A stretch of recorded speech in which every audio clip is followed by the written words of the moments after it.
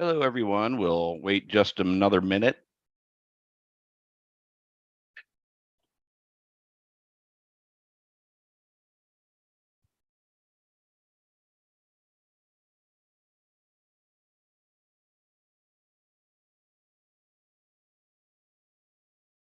And we are also streaming out to 5 different platforms right now. The Water Consciousness Movement on Facebook, that's included.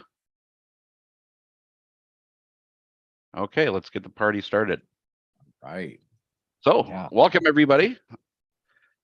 In substitution of our weekly Coherence meditation event that we hold every Tuesday at 6 p.m. Eastern, we have decided once a month we'll switch things up a little bit and we'll do something different. So today we have Veda Austin. So from her About Me page, I'll just read a couple paragraphs about her. Everybody is aware. Veda is a water researcher, public speaker, mother, artist, and author. She has dedicated the last 8 years observing and photographing the life of water. She believes the water is fluid intelligence observing itself through every living organism on the planet and in the universe. Her primary area of focus is photographing water in its state of creation, the space between liquid and ice. It is through her remarkable crystallographic photos that water reveals its awareness of not only creation, but thought and intention through imagery. And I remember you, Veda, from another movie that you're featured in, actually in Terrain. So I'm glad to have you here. Welcome, and we'll get this party started. I guess over to you, Seth, to do a little intro, and we'll have a little jam session. I have had I don't know the word, I've just had such profound experiences with Veda online. We're in separate parts of the world. And I've watched how she's begun to do this and how it has evolved to where it's at now. And she gave me a little preview of some of the new stuff she's been working on that I hadn't seen. And oh my God. I mean, after I was like trying to hold my tears back because it's one of these things that it just so challenges what most people think and believe about themselves and reality and all of that. And it allows us to expand into new potentials. It allows us to recognize and harmonize with the frequencies of reality, the natural living universe. And, you know, we've all gotten kind of caught up in this societal, civilized, now kind of AI thing. And it feels really good to not only get back in touch with nature, but to do it in a way with somebody like Veda, who is absolutely at the cutting edge, like a literal pioneer of this work. It is, I can't even stop. I'll go off. She knows I will do. It's amazing. But before we pass over to Veda, we're going to do a quick little 5-minute meditation. And I just want to say to everybody that the meditations that we've done previously, they're not time sensitive, they're timeless.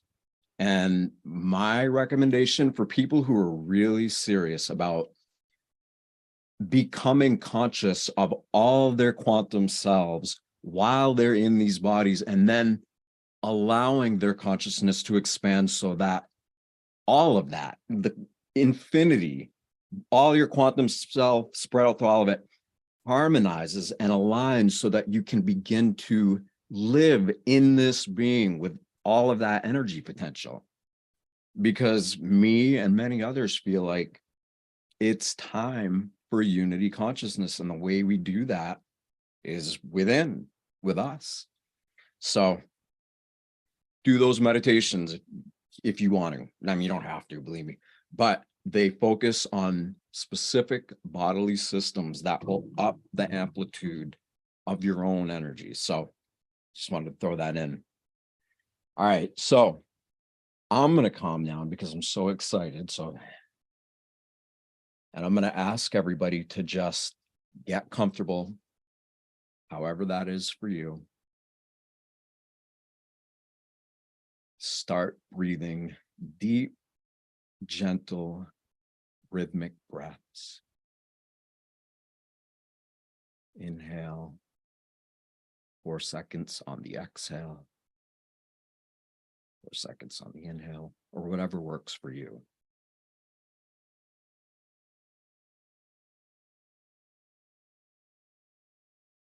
And when you feel like you're calming down, take your attention and first put it right into the middle of the head. If you can feel the pulse of your heartbeat in it, great. If you can't, it doesn't matter. Just focus your attention while you're breathing. And why we start in the middle of the head is because that's where the most energy is for most people, you know, especially if we're living in this world and we're always trying to think and navigate our path and all that. And we can get in our heads and forget that we have this profound temple connected to our head. So we get into the head, we breathe, we relax, and then we allow that awareness in the middle of the head to just drop right into your heart.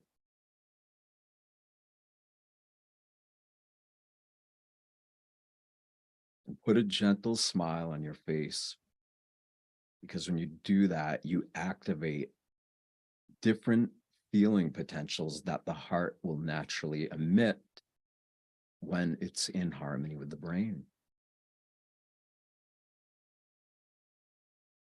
And allow your heart and brain to communicate however that is, whether it's a feeling or song or words or tone, whatever that is for you.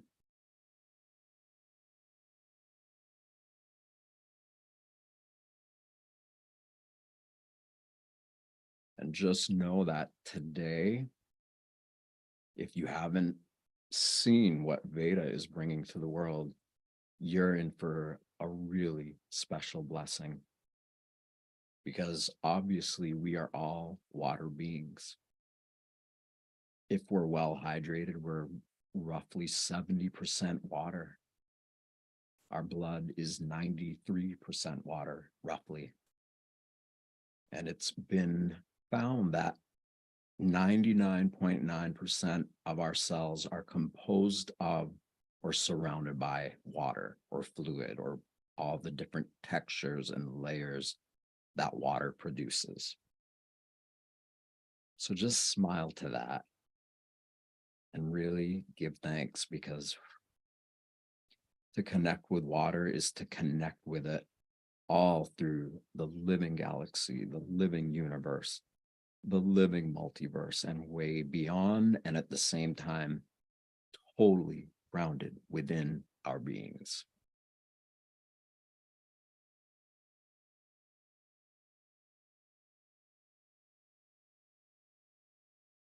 So, all right, let's gently kind of open our eyes, come back together, and get ready for a fun, enlightening, I don't want to say wet because nobody's gonna get wet, but you're gonna love this. It's amazing. So Veda Austin, everybody. Well, thank you so much, Seth, and hi to everybody. It's so nice to see you all. So we have a lot to share today, so I'm kind of jump into it. So for anybody who doesn't really know what I do, I am a water crystallographer, which is just a fancy way of saying that I take photographs of water in a specific stage of freezing, and I study the patterns that occur after it's been inspired in some way. Inspiration can include thoughts, words, media, environment, pretty much anything that we are influenced or inspired by water can also be influenced and inspired by. And like Seth was saying, when we really take a look at how much water we are, it's quite phenomenal. By molecular count, we're 99% water, which means there are more water molecules in our bodies than stars in the Milky Way. When we cut ourselves, we leak. When we cry, we leak. When we sweat, we leak. When we go to the bathroom, we leak. And there are various other things that show us that we're really so much more water than we realize.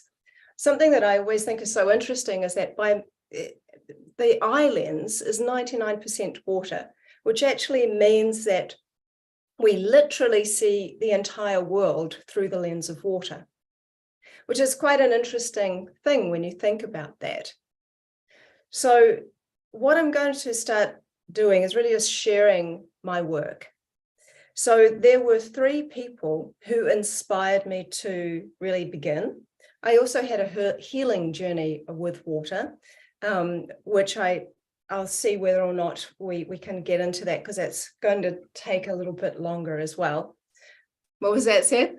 Well, it's so profound, you almost got well, maybe I will. So I'm just going to start screen sharing, and we're going to kind of go on a little bit of a journey. All right. So that does lead into the let me just squiz over. So I'm just wanting to make sure that everyone can see the Rudolf Steiner quote. Is that good? Okay. Yeah. So I always found this very interesting. So the human being thinks that he creates intelligence, whereas he only draws intelligence from the universal sea of intelligence, which can be quite confronting to the ego, at the idea that we're drawing from another super intelligence rather than our own. But I think it's really interesting to just kind of let that be absorbed and see how that feels, because Steiner really said a lot of very profound things. So as we kind of move along, hopefully my little guy will do this. We're going to just kind of talk about my healing journey with water, which is really where this all began. So I was in this horrendous car accident, and we went under a 7-ton truck, rolled twice. The driver died immediately. It was considered one of the worst accidents in New Zealand when someone actually survived. Over the course of 20 years, I had 8 surgeries, and on my 8th surgery, they found that I had blood clots in my lungs, and I'd gone in for bowel surgery. And I woke up from having a stent put in my small bowel, and there were doctors saying, well, you didn't recover very well, and you need to be on warfarin for the rest of your life, which is a blood thinner. And I was in my early 20s, and I was fit, young, healthy, and I was very confused as to why that had happened.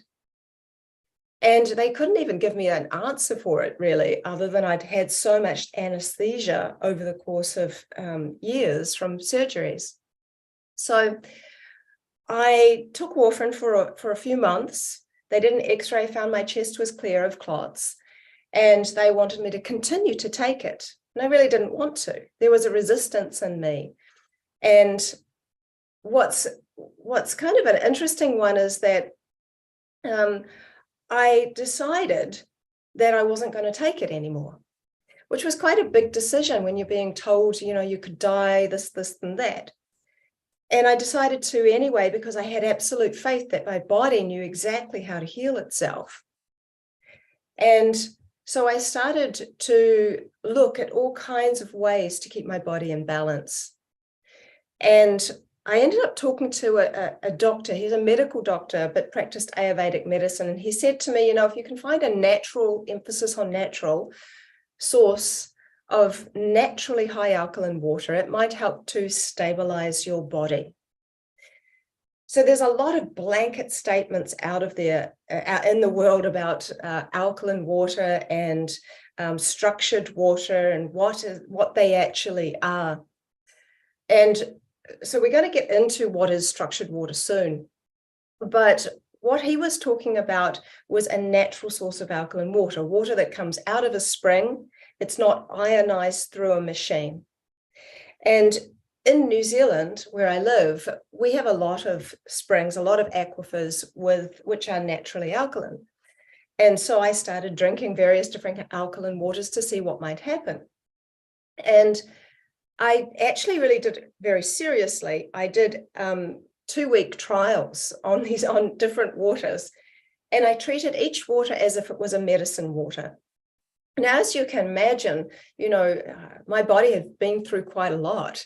I also had stage 4 endometriosis. So 8 surgeries were for bowel surgery, shoulder reconstruction, and stage 4 endometriosis. So that's rather a lot for my poor little body to have dealt with. Now, there's a reason that my son, his picture is there too. And I'm going to get into what happened when I discovered a specific water that really did a lot of crazy, amazing things to my body.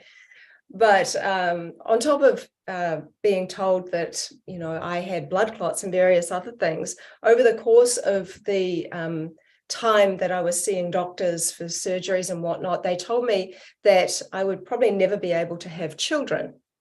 And 3 doctors separately, individually, because of all the scar tissue from my injury, told me I would never have children. And so rather than taking it to heart, I put it on the shelf and thought, well, we'll see. In the end, I ended up having a child for every doctor that told me I couldn't, because I hate being told what I can't do. But I didn't have them out of defiance, they're all little miracles.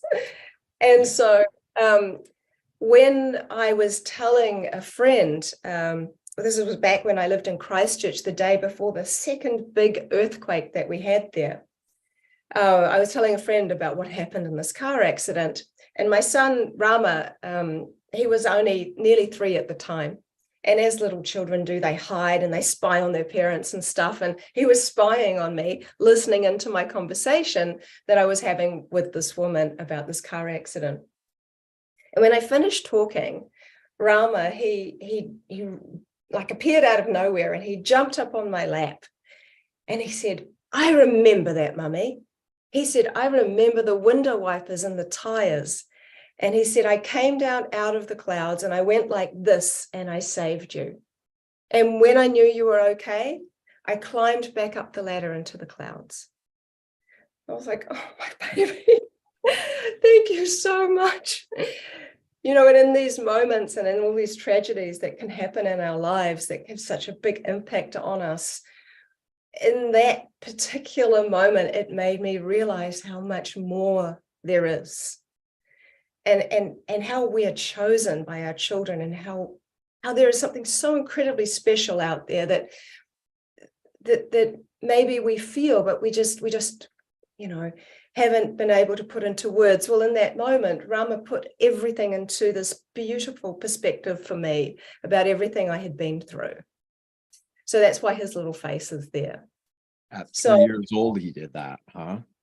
Yeah, just the 3 years old. And they're very, very innocent at that stage, and they don't know how to lie. They do probably, but they get better at that as they get a bit older. But at 3, they're fairly innocent. So I had, and I'm going to look at you whilst I'm talking about what happened with my car accident. So I spoke to this Ayurvedic doctor, and he said, try these different alkaline waters. So I started drinking different naturally sourced alkaline waters. Anything alkaline is above a 7 in pH, which stands for potential of hydrogen. And it kind of goes up exponentially, much like a Richter scale does for earthquakes. So there is a huge difference between a 7 and an 8, and it keeps getting bigger. And so I was trying water between a 7.5 all the way up to an 8.8. And eventually, after not really noticing anything particularly other than feeling hydrated, because that's the thing, isn't it? It makes it very difficult for us because our skin isn't see-through. We don't really know what the inner workings of our body looks like. We can only feel it. And so I only had how I was feeling to go on. So in the end, I had a wellness center back then. A client came and she said, I know this old guy, he's got a private water source, the pH out of the ground is 9.9, and he's only giving it to cancer patients, and maybe he'll give you some. So I thought 9.9, my God, that's so high. And I just went to see him, and he gave me a month's worth to try. So I was using it like a medicine. I had a liter in the morning, an hour before I ate, and I had a liter an hour after I ate dinner. So I only had 2 liters of this type of water, and the rest of the day I drank whatever other kind of water was a local source. So I'm fortunate in New Zealand, it's easy to go and collect water from a spring. So I started drinking this water, and within 3 days, I noticed a really big difference in an area a lot of people don't talk about, but I feel would be really kind of wonderful if they could. And that is about bowel motions. So bowel motions are a wonderful way for us to see the internal workings of our body. What is going on? We live in a constipation nation all over the world. It's kind of interesting. There's so many people. The more people that start talking about this, the more you realize there are. They're literally sitting on the toilet trying to push out a pebble for like an hour. Yeah. And this is definitely an issue because there's such a problem with dehydration and quality water over quantity. There is differences in different types of water, which we're going to kind of cover as well. So when I started to drink that particular water, I noticed it had a very unique taste. It was slightly sweet. It also had a viscosity about it, so it felt thicker. And I don't know if you've had that experience when you've been really, really thirsty and you haven't had any food, you can feel the water moving through down into your body. So even when every single time I had that water, I felt that sensation going through my body, which was different than other waters I'd been drinking. So things started moving, which was good because I'd had so much bowel surgery. So that was really relevant to me. And I think it's relative to all of us because, you know, being able to have things move is such an important part of being able to detox. One of the reasons that people actually die when they have are on morphine, like is it morphine? Yeah, for pain relief towards the end, is that it constipates them. They're not able to go to the toilet. And so there is a poisoning that happens because they're so constipated. And a lot of people don't even realize that. And I only learned that from a doctor about a year ago. So anyway, so that was good. But on day 10 and 12, something rather extraordinary happened. So I noticed that there were all these bumps coming up along my arm and my jaw that were really painful. And so I knew my body was purging because I hadn't changed my diet, my skincare, or any of these things. And I'm like, well, what is going on? You know, I thought, what is this? And one area felt really, really sharp. And so as gross as it sounds, I got some tweezers and I started like digging in there and I pulled something out and it was this little shard of green glass. And I'm like, what the heck? And then over day 10 and day 12, I pulled 27 pieces of little shards of green glass out of my arm and jaw. And what's extraordinary about that is that 20 years prior, I had been in that car accident. The man who died owned a nightclub, and in the back of the car were crates of Steinlager beer. Now, my accent probably sounds like I'm talking about a grizzly bear. So I'm just defining that I'm actually talking about the lager beer. And it comes in a green glass. So when the car rolled, some of that glass got into this side of my body and I got more windscreen on the other side. And I was like, how the heck can water purge me like this? This is kind of crazy.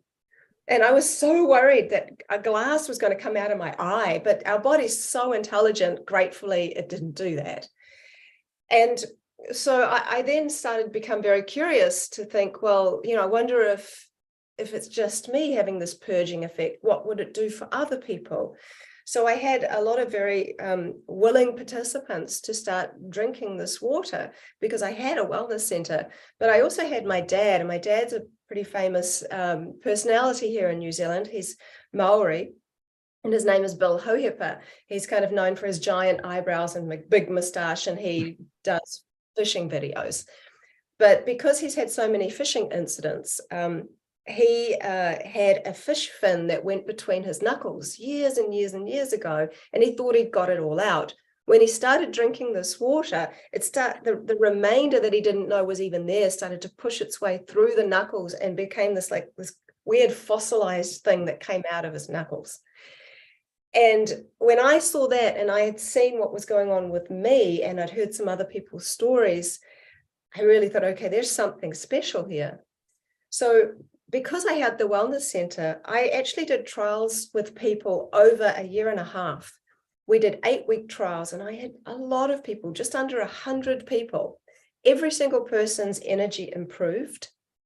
And the very, very healthy, like the athletes, they found that incremental little bit of energy that they needed, all the way to a person who I've talked about quite a lot, and he's always open to me sharing. He had stage 4 cancer.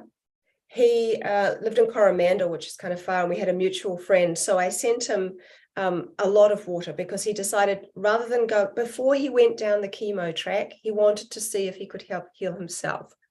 So he was working on himself, doing all the internal work, which we can never disregard. It is so important on your healing journey. But he did a 27-day water fast, no food, and only drank this water. And he said that around day 10, he was so energized and he felt like it was a liquid food. And what was extraordinary is that halfway through the fast, he had to go to the hospital because he had a checkup. They found his tumor had reduced by half, but the doctors were still very, very concerned about this fasting he was doing, even though there was such a significant improvement, and they were trying to convince him to stop.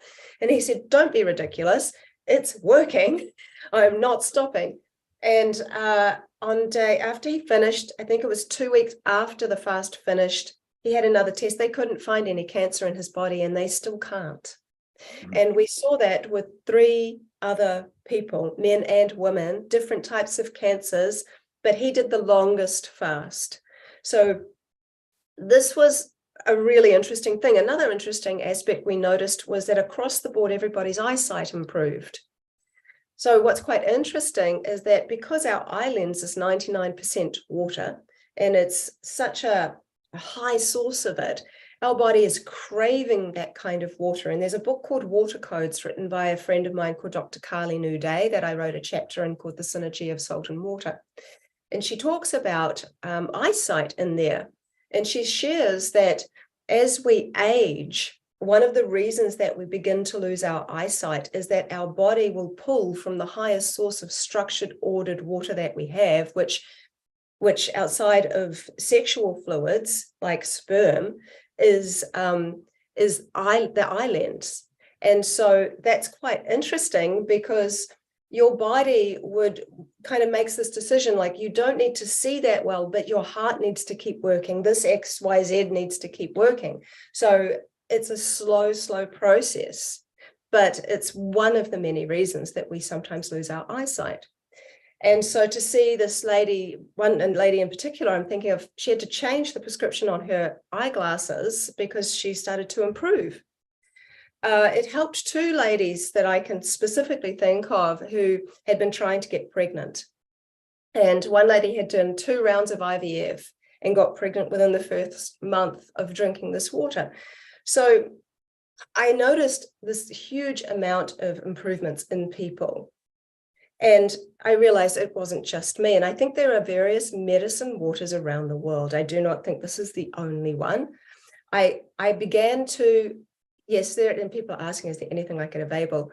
Well, that old guy sold the property and I had no more access to it. So when people ask me, I always felt bad. But I've recently just come into touch with a guy called Ross, who lives about 1.5 miles up the road. The aquifer is this huge underwater lake, and it's got a bedrock of crystal, of quartz. And so I actually have his details that I've been sharing with people so they can go and reach out to him. He's doing his best to start getting it overseas. But it's a family run, thing. It's just this one little guy. He's really sweet. Does it but have the same high pH as? a pH of 9.5. It always will slightly change depending on the bedrock it sits in. But we've been drinking it and we've all noticed the purging, the gentle cleanse, if you will, has already begun, which is an indicator. You have to be able to see a difference. Like the proof's in the pudding. We can convince ourselves we're drinking the best water in the world, but if we're not seeing any change, I think that might be a telltale sign. It is an artisan deep underwater aquifer.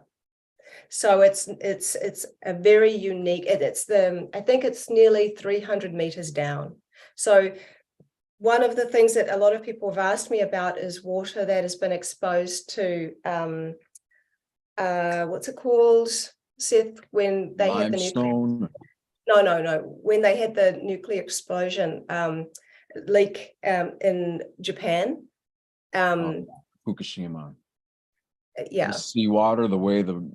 What was the thing that came off? I mean, radiation.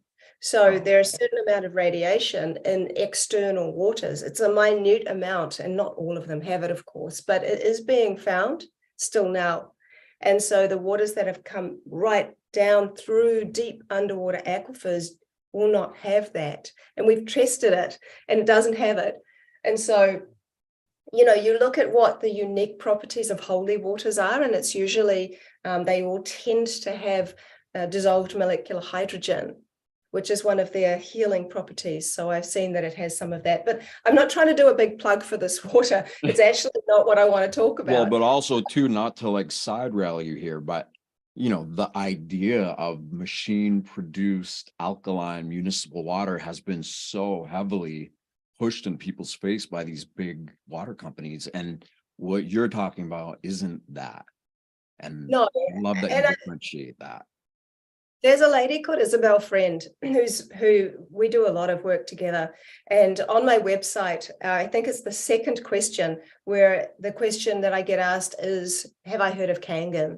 And so I give a link to her video, which is comprehensive. It shares all the science around why she's very concerned about the Kangen machines.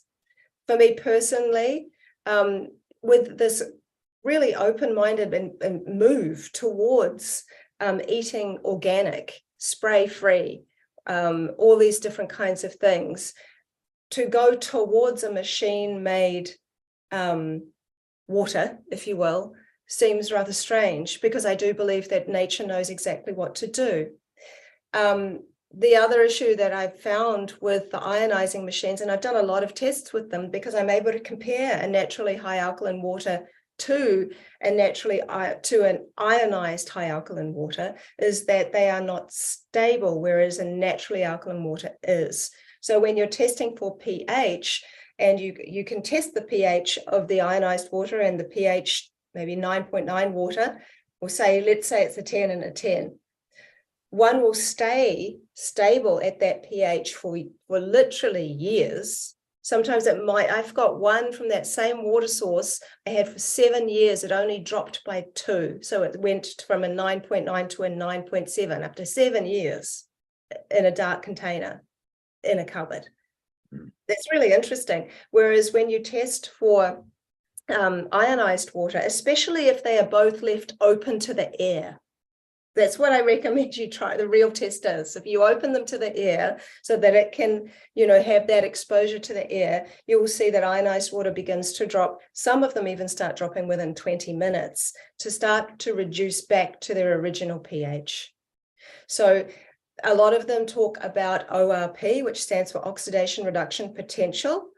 And it's the way in which you can tell two things. One is that whether it has a negative charge and whether it is like an antioxidant or whether it is an oxidant. So if it's a positive charge, it's an oxidant. If it's got a negative charge and if it's got a negative ORP meter reading, not only is it negative charged, but it's an antioxidant.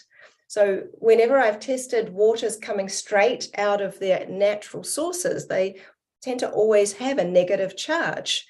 But this water that I tested it for has a negative 297.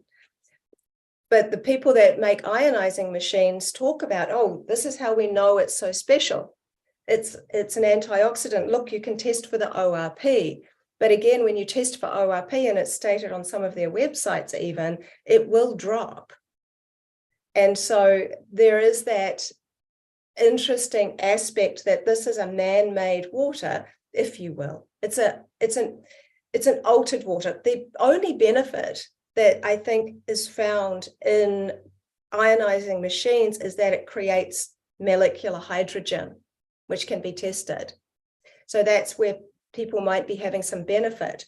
But what happens is it destroys the original structures of the water. And you're using tap water, and it doesn't actually filter everything out. Even though it has a filter, the filter's not efficient enough to actually get rid of everything. So that's all. I really recommend people look up Isabel Friend, go to my website, vedaustin.com, go to the frequently asked questions and just watch the video. It's very, very in-depth, and she can do a much better job than me because my area of expertise is really in crystallography and what I've seen. So I've seen that the ionizing machines do, from the work that I've done, they have kind of destroyed the structure. Any water can be improved through conscious expression, though. So that's there. But we need to look what we're looking at. So I'm kind of getting ahead of myself. I want to kind of get back to the journey. So there's a lot to be said about the ionizing machines. I think that there are other options. And if you watch that video, she talks about them. So I'm going to move ahead from that. So I started to go, what's in this water, or what makes this water so special? You know, why is it so different? And I started doing what a lot of people would do if they were scientifically minded. That would be to look at the analysis. This is a very logical thing to do. And I realized after a while, yes, it's got, you know, high bicarb, and it's got this silica and blah, blah, blah, dissolved solids. I'm like, you know, this is only telling me what water holds. What do I actually know about this water? What is water? You know, because when we're discussing water, we're discussing what is in the water. We're not discussing what water is. And I think that's an extremely important question to ask oneself, given that by molecular count, we're 99% of it. So I began asking that question. And then when you look at Tesla, and he says, if you want to know the secrets to the universe, you know, look at frequency, energy, vibration. I'm like, well, how can I tell that? What can I do? So at that time, that's when Emoto's work was coming out. Now, it's interesting because Emoto wasn't embraced by the scientific community for a few reasons. The main one was that he openly shared that he cherry-picked his photos to display what he was trying to say about water, which does not say that he was wrong, but that's also not very scientific. So he opened the doorway for millions of people to see themselves as sensitive bodies of water, sensitive to thoughts and words and environment. I'm just going to move slightly because the sun is moving. Around. Hey, Veda, just for everybody else's benefit too, can you, all right, the as far as I know, the pH level is standard, or I'm sorry, I shouldn't say standard, but I do a lot of distilling of water, and that pH level is right around, like, I think 7.0, 7.1. So for everybody else's benefit also, when you're talking about like a high pH level, can you give everybody a little detail on that? Distilled water should be a 7. So distilled water should be a 7. Anything under that is considered to be acidic, and anything over that is considered to be alkaline. And there are safe amounts of alkaline and not safe amounts of alkaline. I wouldn't tend to do anything over a 10 of alkalinity. I think that's getting a little bit too much. You want to find balance. Like, I also like to drink in my daily life, I like to drink water that's around about in a high 7 to an 8 as well. You know, I don't only drink that water. So I think of that as a medicine water.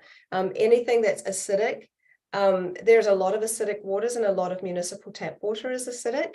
It becomes acidic based on what's in it. So if you think about a high alkaline water, it's high alkaline because it has bicarb in it. So if you have bicarbonate of soda, if you want to make your water more alkaline, and you can just get the best water you have, which maybe is like a 7.5 or something, and you have a glass of water, you can put half a teaspoon of baking soda into your water, and it will bring the pH immediately up to about an 8.3, which is around about the pH of baking soda. And there's been studies, this doctor, he actually, bless you, Bill, he injects cancer cells, cancer, with baking soda and attracts them with maple syrup. So years ago that I remember reading about this doctor, but he was having a lot of success. So there's some real powers in the simplicity even of baking soda. So so hopefully that's helpful. Aluminum free, yeah. Make sure there's no aluminum in it. Yeah. So I kind of want to move on from the different types of water to drink, because I think the crystallography is getting into a more spiritual or more philosophical, more conscious aspect. And I think that's where I'd love to talk, because that's what my water work is really all about. So I'm going to just go back to my screen share. Okay, so as we know, that's happened to me. Oh, another curious thing about it, though, is that I noticed that ants were really attracted to it. Ants are really attracted to magnetic fields and electricity, which isn't why they're quite attracted to our computers sometimes. And so when I was living in Omaha, which is a place in New Zealand, we were on tank water, which is rainwater, and I'd feed my cat the rainwater. And one day all the power went out, so we couldn't get it. So I fed him the water I was drinking. And the ants were just obsessed with his food for the most part, always interested in his food. I was always having to clean it out. But they absolutely ignored the food and went straight to the water and built little ant rafts on the water. So they were really interested in the water. Another interesting aspect of the water, any living water, really, and by living water, I'm not suggesting that water is dead. I'm using this word because it's a kind of way in which we understand a way of describing water that's just come out of the ground and is very kind of vibrant. So this kind of water is very sensitive to artificial light, so or any light. So what I did was put some of that water into a see-through container and left it outside for 2 weeks, and an algae started to grow, which it should. But when we tested the algae, we found out that it actually was a rare type of spirulina that was growing. So that was really interesting. So people that are collecting this water, I always recommend to keep it out of the light, because it should be sensitive. It's a common and normal thing for it to be. So this was just an interesting thing I threw in. It's like I've always found it interesting that heart cancer is one of the rarest types of cancers on the planet, because the blood flowing from the lungs into the heart has the highest pH and the lowest and the highest oxygen levels within the entire body. So I'm going to squiz past these. We can get back to them at another time if you want. So here is these are really helpful if anyone wants to write them down. You can look at various different things on Isabel's website, and the website, and sorry, the email underneath, Ross, that's the guy I send people to if they want to purchase the water that helped to heal my body. But he's not shipping it out of country yet, Yeah, right? he will be within the next few months. Yeah. Okay, He's great. doing his best. Since I did one post about it, he has been flooded literally with thousands of people overseas wanting to get it. So Emoto's work is very much in contrast. I think that's important to also note, that humans seem to be very interested in things that are contrasting, the best and the worst of things. But that's not always real life. Real life is often a lot of things in between. And I'm interested in the whole story, not the two opposite ends of a story. But also when my son saw Emoto's work, he saw the heavy metal example next to the classical music example. So if you were to look at it through the lens of a child, you might think, oh, water only likes classical music, therefore it hates heavy metal. Well, I don't think that water, at any stretch of the imagination, is in judgment. There is a very special word in Maori, which is called wairua. It means spirit. It means the two waters, the physical and the spiritual waters. The physical waters, they flow through us, they hydrate us, they have function. The spiritual water, which I think is a very real thing, is more akin to the air or the ether, and it is very attracted to electrical charge, which we'll get into. But it is, in my opinion, the observer. And we have the ability to observe ourselves. Even people that have had near-death experiences, they have said that they have had experiences of being able to observe their bodies being resuscitated with no attachment or even recognition that that used to be them. So they literally became the observer. Anyone who has had psychedelic experiences may have had an experience of being the observer. And it's a very interesting aspect that even in day-to-day life, we can observe ourselves. When I am upset about something, I actually use it as a tool, whereas I observe myself being upset and I literally ask myself, when was the first time you felt like that? And it's a very helpful thing because I allow myself to have the feeling, but watch myself whilst I'm having it, and we can all do that. So I said to my son, because he came to me and he said, water hates me. I'm like, what? My child thinks that? No way. And he said, yeah, because I like Tupac. I want to listen to rap. I don't want to listen to heavy metal, and I don't want to listen to classical music. And he said, Tupac swears, therefore water hates me because it doesn't like swearing. I'm like, well, I think that Emoto was, whoever was doing the test with heavy metal probably didn't like it. And I said, look, water's not judging. It's absorbing information and it's sharing it. So it's interesting. So if I leave a room, which is how I've done my entire plethora of music, where I play a song, I leave the room, I come back and I freeze it. So I'm not emotionally involved in the song. And I think it's very helpful because what we've observed is that water crystallizes into a picture of something relative to a word in the song. It likes words. It's really interesting because words are very, very powerful. And we're going to get into that more. So that's what I'm saying. A lot of what Emoto was saying around water being sensitive to thoughts and words is true. It's just, we see things in different ways. So I used lots of genres of music to see what it would do. And I learned a lot from that. The second person who inspired me was this man. His name is Laurent Costa. He is a French microscopic photographer. His method of flash freezing water after it was exposed to something was like Emoto's, but the only thing water was exposed to was an observer. For Laurent, he did not want to experiment on water because he considers water to be his spiritual teacher.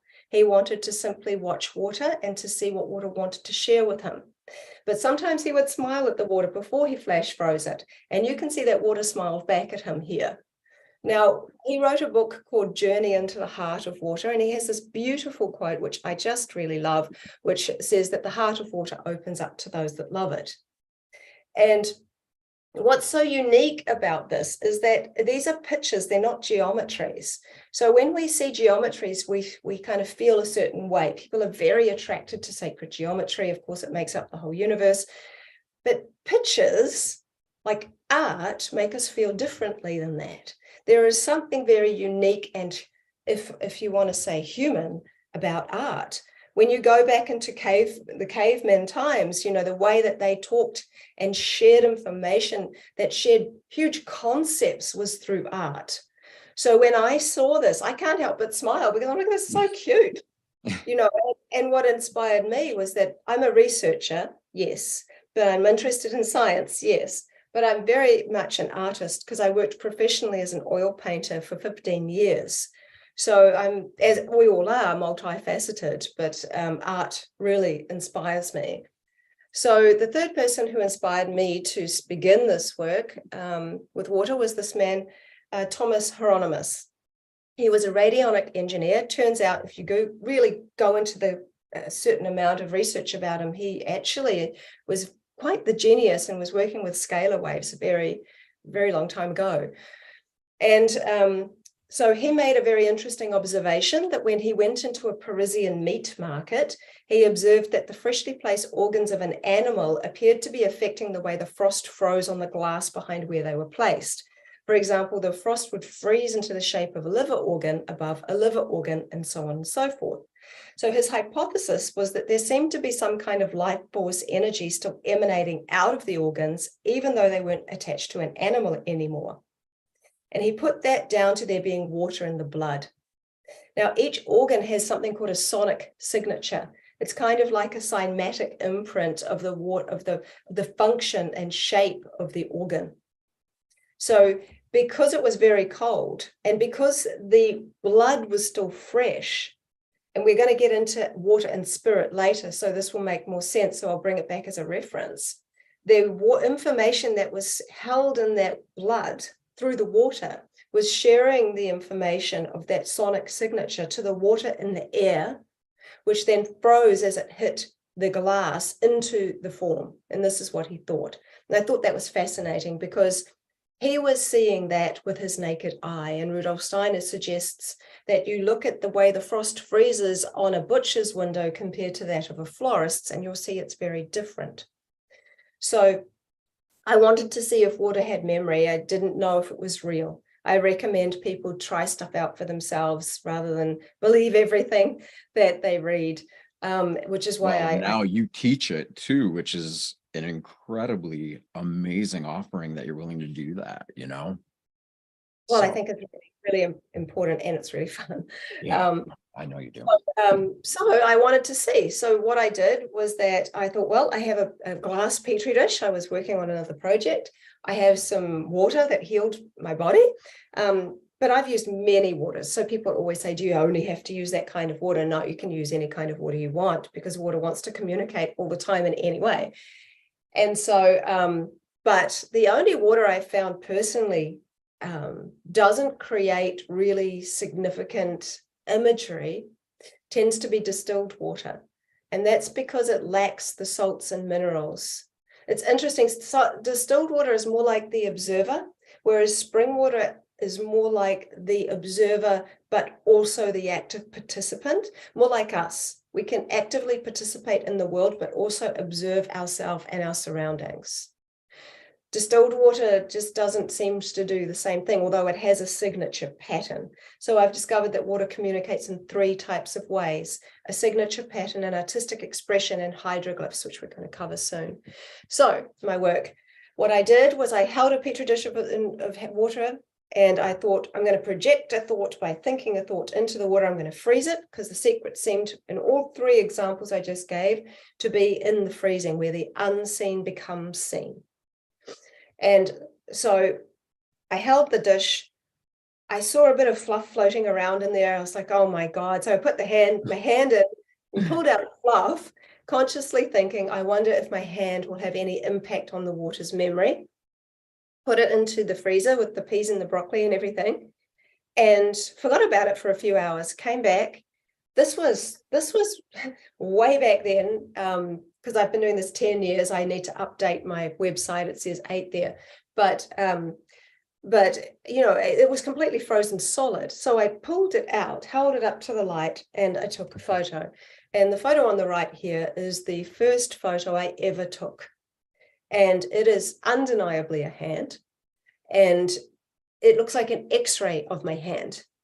And it took up half of the petri dish. My petri dishes are the size of my hand, so it's about 10 centimeters in diameter. I don't know what that is in inches, sorry. And it kind of freaked me out when I first saw it, because I'm like, oh my God, it's a hand. I was not expecting to see that at all, and it was kind of took me aback.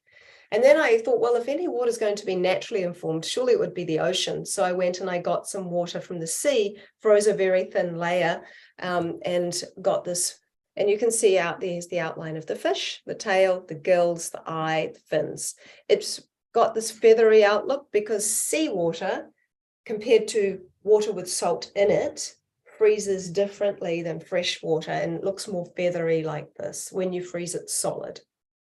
So that's really when my freezer became my most used household appliance. And I started doing this nonstop for nearly a year until I became in this way, until I became very aware of the new science of water. And my friend, Dr. Gerald Pollack, who has written a book called The Fourth Phase of Water, shares that there are 4 types of water, stages, phases of water. I mean, there's a liquid, solid, gas, and then a type of gel or plasma. Now, Seth earlier talked about the water in our cells. So the water in our cells is this 4th phase water. Its body converts H2O into H3O2, and it has unique properties. It absorbs more light. It is more viscous. It has negative charge, which is important because healthy cells are negatively charged. Unhealthy cells tend to be positively charged. And it has a slightly higher pH. Now, it also has an ordered molecular structure, which is very similar to a crystal, except that it is fluid because it's water. So it's called a liquid crystal. So that is the terminology in the scientific world of what is structured water. So I think it's very important to talk about what we're seeing in this work, which we will in a minute. So I thought, well, this is very interesting. We're seeing art here. Now, you know, where else do we see art outside of nature creating art? We are all the entire world is a creative piece of art, of course, but what creatures can design? I mean, I've seen some elephants do some pictures and I've seen some dogs do some things, but outside of that, we are very, very known for our artistic expressions, for our art galleries, for our architecture, for our designs. So art is a very sophisticated way of communicating. So this is the difference between my old technique and my new technique. So I have, and many other people have used all different types of inspirations prior to freezing. So the image on the right was projected by my son Rama. His father's part Indian, so his name is named after Lord Rama, the Hindu god. And Lord Rama always has a bow and arrow. And so Rama was trying to con me into getting him a bow and arrow. And he said, if I can project a bow and arrow into the water, Mum, and if we see something to do with a bow and arrow, will you buy me one? And I'm like, oh my God.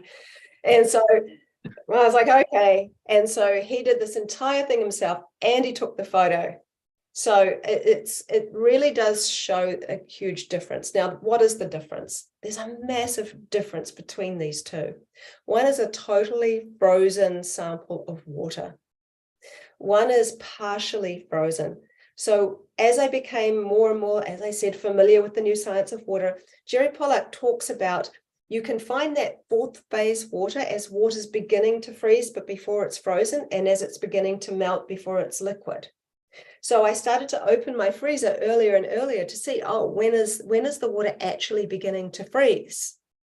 And I discovered that at around 5-minute mark, there is liquid on top and ice underneath.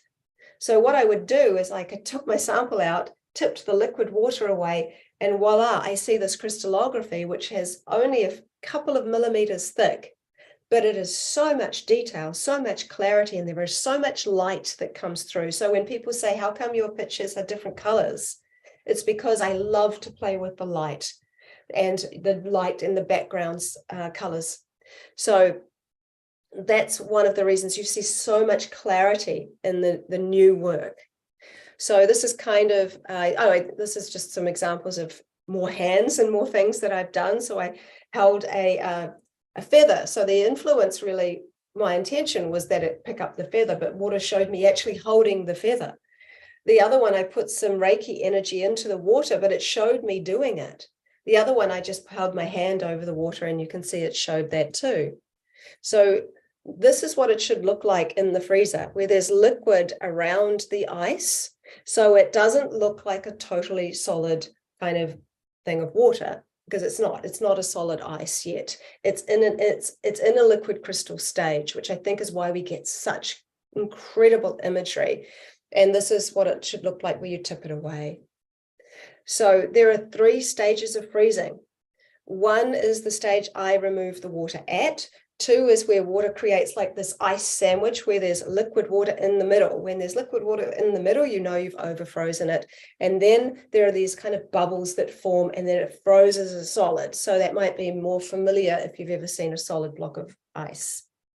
So we want to get the stage where it hasn't created 2 layers with liquid in between yet.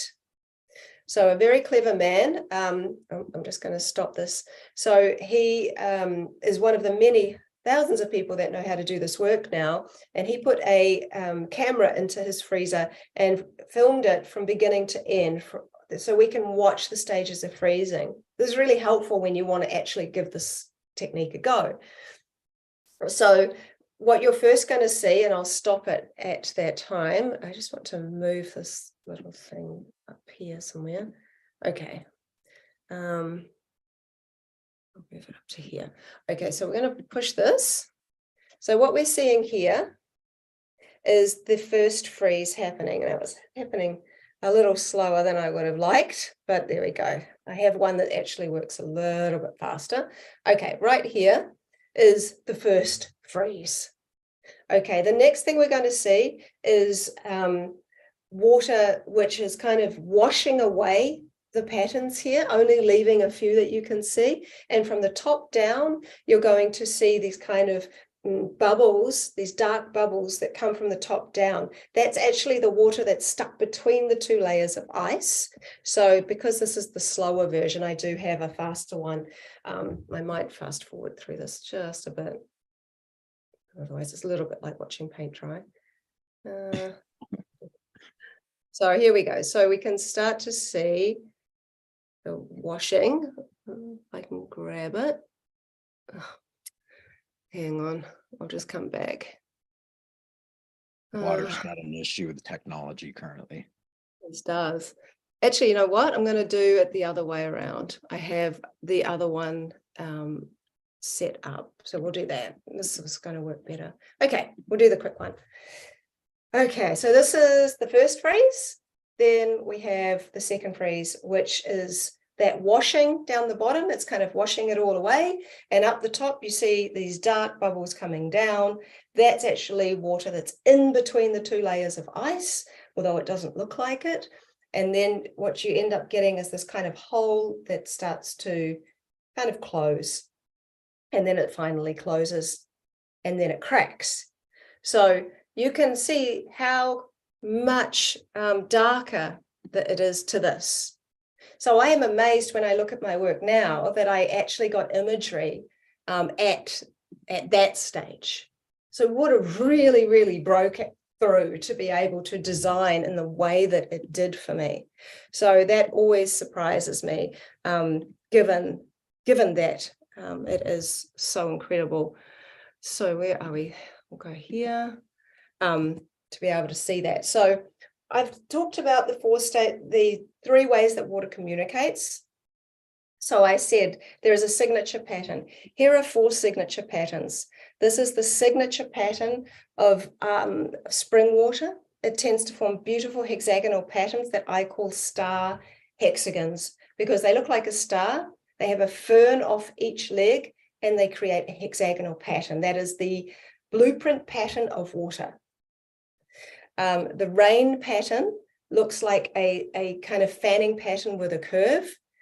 Filtered water has lots of little compacted lines, and municipal water looks rather disordered with lots of lines and dots. Now, the lines and dots are interesting when you start to watch how water degrades. So this is water straight out of a spring with frozen within half an hour. And as it starts to degrade, it kind of, there's 2 ways. One in which they start to open up, that star opens up and ends up becoming this little kind of hexagon shape, but that actually ends up being a dot. Over here, we have that kind of star hexagon. The fern will come off, become an individual fern. That will start to mutate, end up becoming these grassy shapes. This ends up becoming a line. You end up with lines and dots. That's what municipal tap water is. So here are some examples of signature patterns artistic expression, and hydroglyphs. A hydroglyph is a symbol in ice that I have identified by doing a lot of repeated studies. This is one of the only reasons that the science community is really interested in this work, because I've been able to get so many repeated studies with it. So I use words as my form of communication with hydroglyphs. So I will write a word. So water doesn't read words, and it doesn't only read English, but I'll write a word. It absorbs the energy of the word and crystallizes into the energy of a word. And to say I have one hydroglyph, I need to have seen the same symbol appear at least 50 times. And I began that work because when my son was talking about music and everything, I wanted to show him that water wasn't in judgment. And with doing lots of genres of music, I noticed that there were always words that it would design something for. So when I used the song Stairway to Heaven, I kept seeing a stairway glyph all the time. And so I ended up writing the word stairway, and it kept showing me the same glyph. And then I thought, well, after 50 times, what is that glyph? What does it mean? Like, what does it mean, stairway? What do you do with a stairway? So relative to the song, I wrote the words climb up. And it's interesting, it only works for the word climb, two words climb up and not climb down. So that's interesting. So we only get this stairway glyph for climb up, not climb down. So that evolved. Anyway, and I'll talk more about hydroglyphs and show you 64 examples of some of them. So I think of my technique like a glue and glitter picture. Your conscious expression is the glue. The water that adheres to the glue of your consciousness is the first freeze. The water that you tip away is like the glitter that you shake away. So I wanted to see, since water really loved to design an imagery, if it could recognize people's faces. So I would place a petri dish of water over a photo. This is my friend Wendy. She's become the face of water because this is such an iconic photo. And I put it on for 30 seconds, remove and freeze using my technique. And you can see it clearly designed her face. But I thought, well, maybe that's a one-off, as many people could easily think. So I used lots of faces, not just photos, but pictures of statues, even coins. So you can see that even here, you can see the side of the dish. This image of Sadhguru is actually really large. I overfroze the water slightly here. Different waters can freeze at different times. It's always a process in the freezing methods. And you can kind of see all of the similarities that have gone on here. So this is water that I took from my tribal water, which is the Waikato River in New Zealand. And you can see that there is the nose, the face, a kind of beard, and this very common top knot type of hair being pulled back that the Maori warriors would often, how they would wear their hair, very similar in some ways to some of the American Indian. So that was pretty special. So here are some examples of my work. Everyone has a story. I'll only share some of them, or else we'll be here for 9 million hours.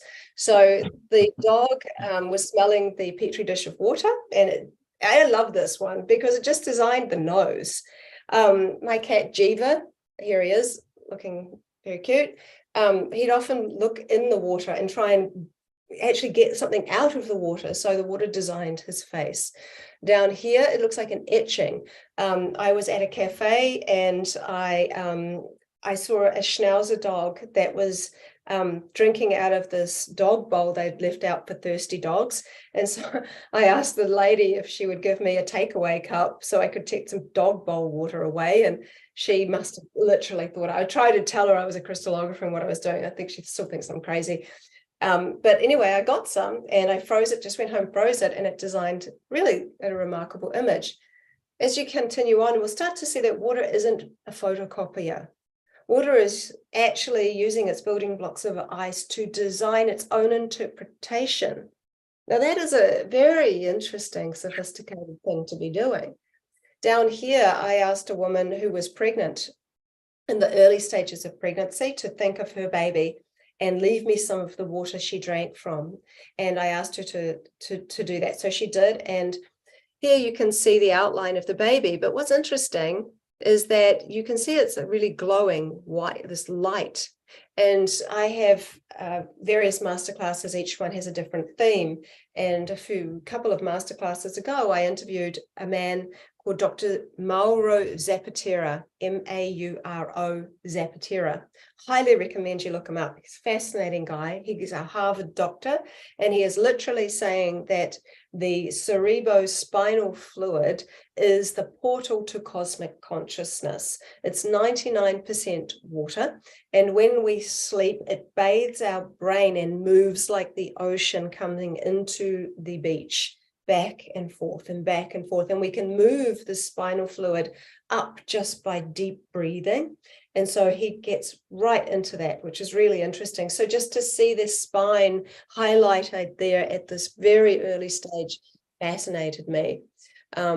As you can see, there are things that seem a little bit unusual, which might be like, why would you do Batman? But I didn't, because my children play so much of a part in this work that my son, he's 15 now, but he used to like to do it when he was a little bit younger, and he would like just sit down on the couch and with a petri dish of water and watch a movie and then freeze it. So over here is kind of an interesting one. The water was exposed to a video that someone had sent me. That I often have petri dishes water just sitting around, and so it was sitting by my computer, and I just watched it, and it was of this poor pig that had escaped out of a truck being taken to the meatworks, and it was okay, and some people came and collected it, and it's having its forever life now. But water designed the outline of the pig very, very clearly. But if you actually look, there's another pig over here. And here's his ear and his back and his head and his snout and his mouth and his eye. If you zoom in a little bit, you can just really see he's right there. And so what's interesting about that is that it's not the first time that water has shown me things that I didn't see, or that we didn't see in videos or in other situations, which I've got an example coming up. So what's curious about this is that I suspect there was another pig trying to follow the first, and water knew that. So here we have some more examples. Here I put a physical flower in the water. I removed it and it designed it. I used the water from this broccoli water, which designed the broccoli. Here I actually put the water on top of a wedding invitation, and the word wedding marriage was the most predominant word on the invitation. I put it here because it looks so much like a wedding ring. What was interesting though is that by doing that helped me start using the word marriage, and now we have another hydroglyph, which is the ring, which is a symbol for the energy of the word marriage, as well as sacred union, because they have layers of meaning.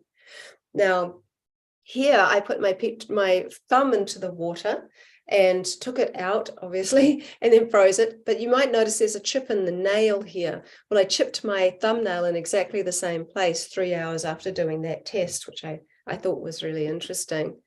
Premonition, right? It's basically showing. Yeah, I don't think water is in a state of time like we are. I think that that's a whole nother talk. Yeah, totally. But I'll just leave it at that. Here's another example though, where I put the influence was the knife. I just put the butter knife on there, but these two coasters weren't part of it, but water showed that it saw them, if you will. And I think that's interesting. Now, this one's interesting and quite a recent one. As I mentioned, I was an artist and I like looking at other people's art. So this is a South African artist. She did lots of birds. And so I stared at her picture for about a minute, then closed my eyes, then turned and looked at the petri dish of water for a period of time, about a minute, and then froze it. And you can see there is some very interesting similarities there. So words, can water design words? Now this is kind of getting to a slightly next level aspect, and this is some of the stuff I'm actually sharing in my book. Now, sometimes a lot of this can be a bit much for some people, especially when you start to see some of the work I'm about to show you. But I always recommend to people that really struggle with the idea that maybe water is not just reacting, but responding in an intelligent manner, to see it as art. When you see something as art, you get to ask yourself, what does it mean to me? As opposed to like, how is this possible? How is this done? This is whatever. You kind of can just see it in a newer way. So I used the song. I played the song Fly Me to the Moon by Frank Sinatra, and water designed the word fly. I sent love to the water, it wrote love. I said hi to the water, it said hi. Here I asked water if it knew my name. Now, this was never shown to the water, but this is how I link my initials when I write them.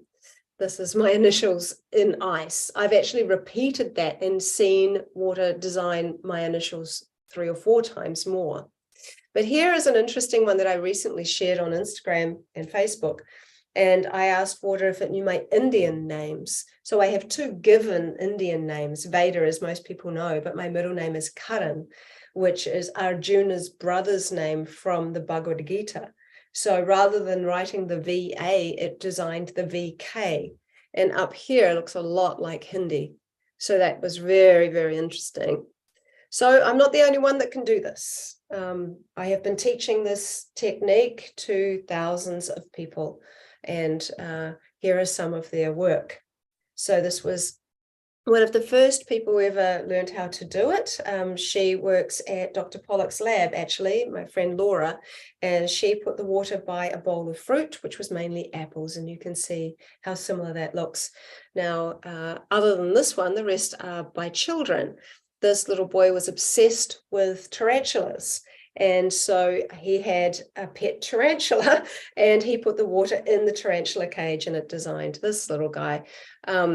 This one, the child was doing a study on big cats and got that. This little girl had a mouse, and she took the water from the mouse's water container and designed the little mouse. This is my daughter Shanti's. She used to be obsessed with unicorns. So you can see the horn, the mane, the eye, the face.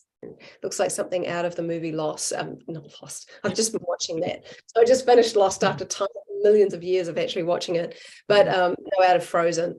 And then this one's interesting because, of course, why would you want to use nail clippers as your influence? But I am John, who lives in Utah, where it gets very cold. He is as prolific as I am, and he freezes all his water, or not a lot of his water, actually outside. So he's watching it freeze, which is really great, using the same technique, but watching it freeze. And so he had nail clippers sitting beside his petri dish of water just before it froze, and it designed them. It's been very helpful working with people around the world like him, who are actually seeing it freeze outside, because now we know for sure that it's not because of the way the freezer freezes things. We know that there's certain repeatable patterns that we've seen that freeze outside, so we know that they're naturally forming. So here are some more. This one might not be as obvious, but it is when you zoom in. His little nose here, his head, his face, and his paws. I think the rest are fairly obvious. This one's special. My friend Natasha, who lives in Slovenia, she was one of the first people starting to do this work. And she had 2 dogs. One of her dogs passed away, and this dog here was quite sick. And all week she'd been worried about her dog. But she went ahead and she did some crystallography, and she asked water to show her some tulips, the flowers. But when it showed her dog, she was so taken aback. And she immediately contacted me and she said, "Why did water show me my dog and not tulips?" And I said, "Because water doesn't do small talk. Water is far more interested in what you're feeling than what you're thinking." And this by far has been true, because water is wild. It's choosing to design. It's not doing it because you tell it to. In fact, the moment you start telling, if I start telling water to do something, or assuming I even know what it's going to do, it won't do it. This is one of the more difficult aspects of my work when it comes to science, outside of hydroglyphs, because it's a very unique and special thing to get to have a relationship with water. And I want to talk about what is water. Now, this is really, really important. I was the very last speaker at the banquet at the annual water conference in Germany last year, and I've been asked to speak again in Amsterdam this year in October. So I shared this story with a bunch of physicists and doctors and scientists and biologists, and I was a little nervous because it's more of an indigenous story. But when they heard it, there was this kind of aha moment, and people keep having it when I tell the story, and I also had it. So this woman told me that she could speak to bees and that she would watch their hives for long periods of time. And eventually a bee came out and communicated to her and said, we don't mind you watching our hives, but please don't look at it for so long, because your conscious expression is putting too much light in the hive and we like it to be darker. It's like, oh, so where you put your conscious expression is also where you put your light. And every now and then, when I open the freezer at exactly the right time, I'm able to see, just as water's beginning to freeze, it will often send out these little spears, but I can see this light emanating out of them. And someone on my beginner's workshop managed to capture this actually just a day or two ago. And so I think it's actually light that paves the way for the design of the crystallography. And I think it's a way in which information is shared. Now, I was speaking to a friend of mine who's helping me work on a paper, who's a quantum physicist. And I asked this very important question, which I think is a very important question for all of us to ask. Liquid water updates its information every trillionth of a second. If it is so rapidly moving, how the heck is it picking up on anything to do with consciousness or environment? And that is what a lot of the common standard science world will say. This is bollocks, because water is chaos. Liquid water is chaos. How is it? It can't be possible. But he said something. He said, there's a really big difference between chaos, molecular chaos, and molecular excitement. He said, when you're excited about something, there is something you're excited about. He said, forming this relationship with water. Now, any relationship we have with anybody involves water and light, because we are water and light, and water absorbs photons. It's not just oxygen and hydrogen. It's also a vast amount of photons, which is light. So I think that this is a really important piece that I discovered through my work. Now, I want to talk about potential. So here we have a sunflower seed, but it didn't design the seed, it designed the whole sunflower. Here we have a shell with no information inside the shell, it only designed the shell. This is very interesting. So I'm going to read this because it's part of my book and I think it's very interesting. So just like a computer, there must be information to extract. So in this case, the information of the sunflower seed would have pulled from the ether, dictating the potential within the seed as a sunflower. And in quantum mechanics, this is called potentials or virtual particles, which act as a blueprint for future growth. And in the bottom one, we can see that without the information, which stores the blueprint for growth, the potential isn't displayed. And I've seen this happen with seeds multiple times. So I want to talk about this guy, Gennady Krokalev. I have talked about him a lot, and I think he's so interesting. I'm often trying to share information that's somehow relative to my work. And so this has some relevance, and it's a fascinating story. So I'm going to stop my share. I'm going to talk about it, and then I'm going to share the pictures because they're amazing. So the guy that talks about CFS, his name is Dr. Mauro Zapatera. I'm just reading the thing. Mauro Zapatera. So Gennady Krokalev, he is a Russian scientist and psychotherapist or psychiatrist, and he worked with psychiatric patients who were having hallucinations. And what's really interesting is that Gennady's brother gave him this article that was written by a physicist saying that he thinks it is possible that the retina of the eye can project images that can be picked up on camera. Now, going back even further, that guy was inspired by this Russian photographer, French photographer, who accidentally took a mind picture. And it's a really weird story. And it's inspired 2 horror movies, actually. Oh, but anyway, so this early guy that eventually was one of the people that inspired Gennady, it was in the early stage when black and white film was just coming out and you'd had to develop the film in the water.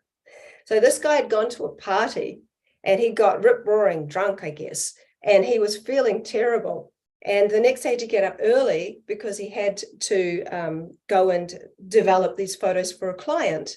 And he would take portraits of people. And he was feeling, I don't know what he'd done at the party, but he'd had this awful nightmare, this terrifying nightmare. And as he was in the dark room, he started to have a bit of a hallucination and started to think he saw this creature that was in his nightmare. And this was at the same time as developing the photo. And as he actually took the photo out and it developed, rather than see a picture of his client, he saw this image from his mind. And so what Gennady did was that he ended up creating this kind of goggles with no lens, and he attached it to the box of a camera called a Zenith camera, which has this kind of box thing that comes out of it. And as the patient was having a hallucination, he would take photographs, and he was photographing the retina of their eyes. So light wasn't coming into this box. So he did this with over 200 patients, and there were 117 of them that could confirm that the images that appeared on the camera were in fact what they were seeing. Now, what's even more interesting is that this was repeated in the last 15 years by more Russian scientists, but rather than use people with psychiatric issues, they used someone who could remote view. And what they did was they used the same setup, same camera, except they used a scuba diving mask that they took the lens out. It worked better for them. And the scientists stood behind a wall and held up numbers and held up shapes. And as this remote viewer tuned in to have a picture in her mind's eye, then they would capture the picture. And they were able to see the shapes and the numbers appear in black and white film. So I'm going to show you some pictures. So there were 2 hypotheses on this. So one was that there is a secondary layer of information that is not as, I think Gennady was more for that idea. That means there's a secondary realm of things that we can't see, but maybe are there. The second idea is more accepted by, I don't know, that these scientists absolutely believe. They wrote they actually did a documentary, and I think it's called Thought is Material, It's Proven, or something like that. It's in Russian with pretty bad subtitles and talking over it. But if you can suffer through that, or if you speak Russian, even better for you, they've done a whole big documentary on it. So it's a very real thing. It's very interesting. But they think that the brain has information, and that information sends that information almost like from chaos to order. It sends information that's not in form, and sends it to the retina of the eye, which is mostly water, which rearranges into form and projects it as a hologram. And that hologram is what is being picked up by the sensitive camera. If you think how many orbs we can pick up on the camera and these kinds of things. Now, I also work with my friend Venice McNeil, who her and her husband directed the show Magical Egypt. And she was telling me that the ancient Egyptians knew that there is a huge amount of natural DMT in the retina of the eye. And they were able to even record that to some degree in their architecture and their pictures. And so they believe that a lot of what we actually see in the world is through the lens of DMT and water, which is quite an interesting idea. Yeah. It's hard to find any of Gennedy's pictures. This is Gennedy doing the experiment, I guess. This is how he attached these goggle things to his patient. So it's hard to find any of his pictures. Many have disappeared or made classified, but here are 3. Now I'm lucky enough to have my own private Russian translator. I thought this was a tree. Turns out that actually says antlers. Turns out this actually says snake. So, and you can see this is a clear face here. So here are the pictures that came from the Russian scientists more recently, and this is the setup that they used. So this is really interesting because what we're seeing is imagery that is projected. Now, it didn't work if you didn't have a clear picture in your mind's eye. It only worked when you were very concentrated and you really believed you were seeing something. It's not the same as my work because water's picking up on stuff I'm not even thinking about.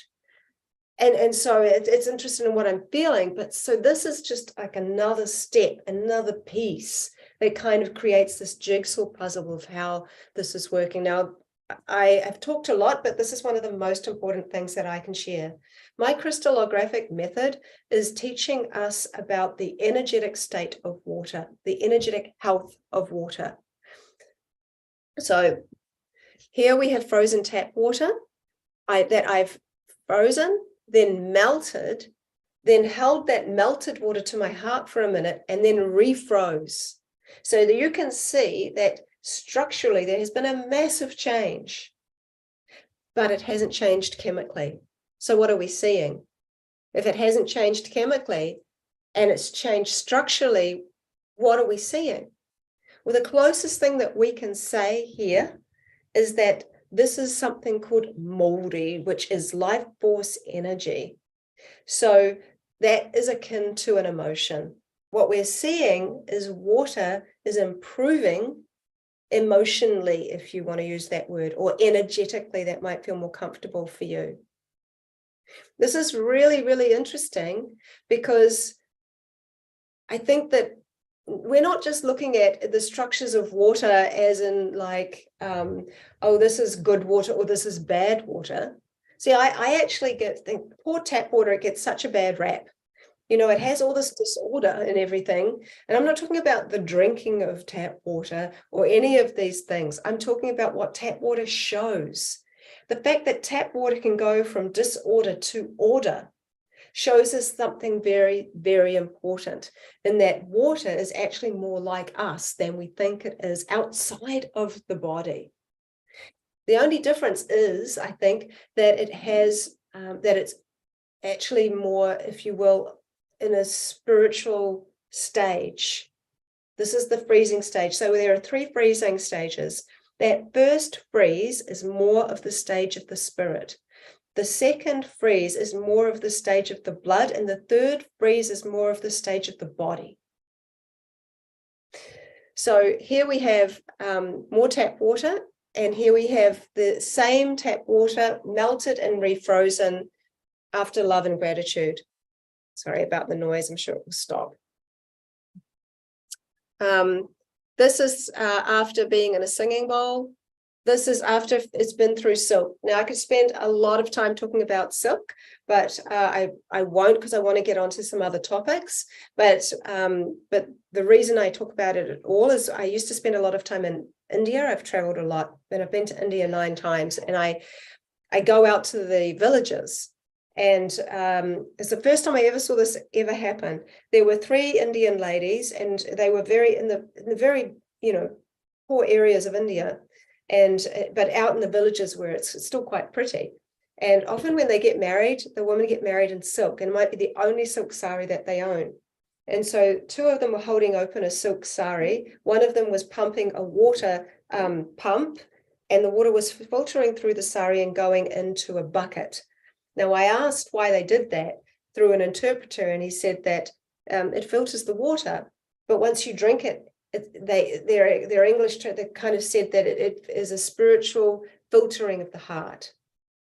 Now, Jerry Pollack says that water sitting next to silk builds exclusion zone. That's the type of water inside of ourselves. Now, infrared light helps to build exclusion zone too, which is why it's great to have infrared saunas. Walking barefoot on the ground helps that negative charge to come up through our body because the earth is negatively charged. So interesting though, then when you start looking at the Hertz frequency of materials, I recently discovered that cotton has the same Hertz frequency as a living body, but synthetics have the frequency of someone who is dead. Some of the highest frequencies of materials are wool and linen, up in the 5,000s. So that was a really interesting thing. What happens if I'm frustrated when I'm doing crystallography? Water won't play with me. It's interesting, it kind of thickens and it kind of compacts upon itself to create a darker look rather than that light that we're used to seeing.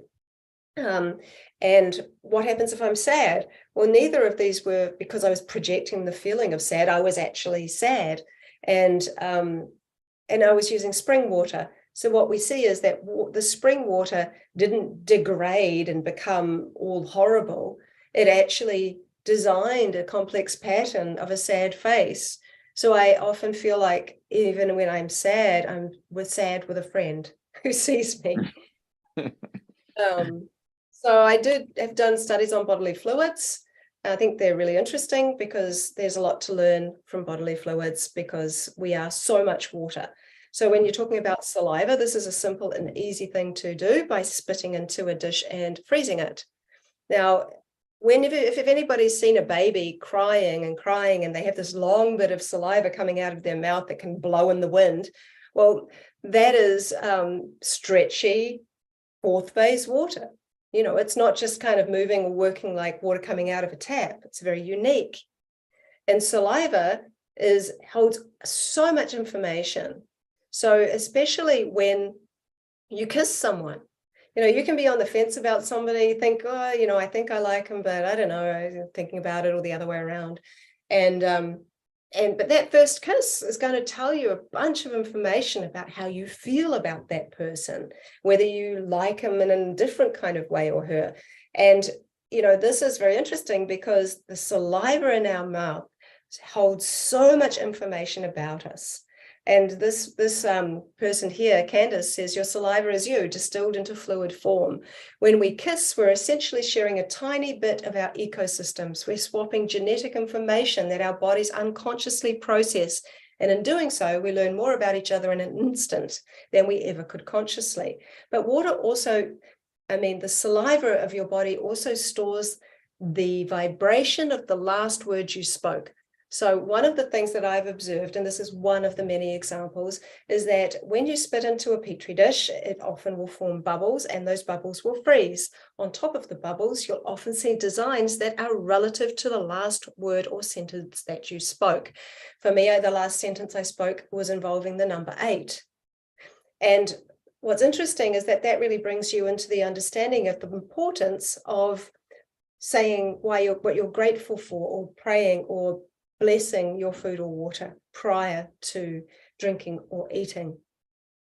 So a lot of people haven't heard of this, but apparently this has been around for a long, long time. If a woman spits onto a glass and lets it dry and looks under a magnifying glass, if these kind of ferny patterns show, that means she's fertile. If they're not there, she's not fertile. This is a transitioning stage. The fluids of your body can tell you things about your body and your cycle. I think this is really interesting to know. Now, urine, there's a funny picture there. Yeah. Like, how do you get a good picture of urine anyway? Like here, so this seemed appropriate. So it's easily access. You can easily urinate into a dish. But what I've written here is kind of interesting too. So urine releases positive charge. So we're talking about healthy water being negatively charged.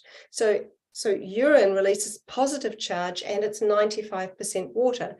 It has been used as an antiseptic for at least 2,000 years, and glowing phosphorus can be extracted from stale urine. And over a lifetime, the kidneys will filter approximately 1 million gallons of water into urine. So here we can see before and afters. Urine, this was me when I had like a thyroid issue a couple of years ago, which I managed to cure using working on myself, figuring out why I had it and got it in the first place, what was the emotional reason, and also doing 8 rounds of IV ozone. I had a big lump in my throat, and it really shows in the urine. There's just nothing going on in here. So it started to really come back to life after doing that. Here is stressed person, and this is after an hour of meditation. This is dehydrated and hydrated. So urine can share a lot of information. Tears, I've always said that if eyes are the windows to the soul, then tears are an expression of spirit. There are different kinds of tears. This lady has done a study on tears using different emotions, and this is an onion tears, which is chemical tears. So they're quite different.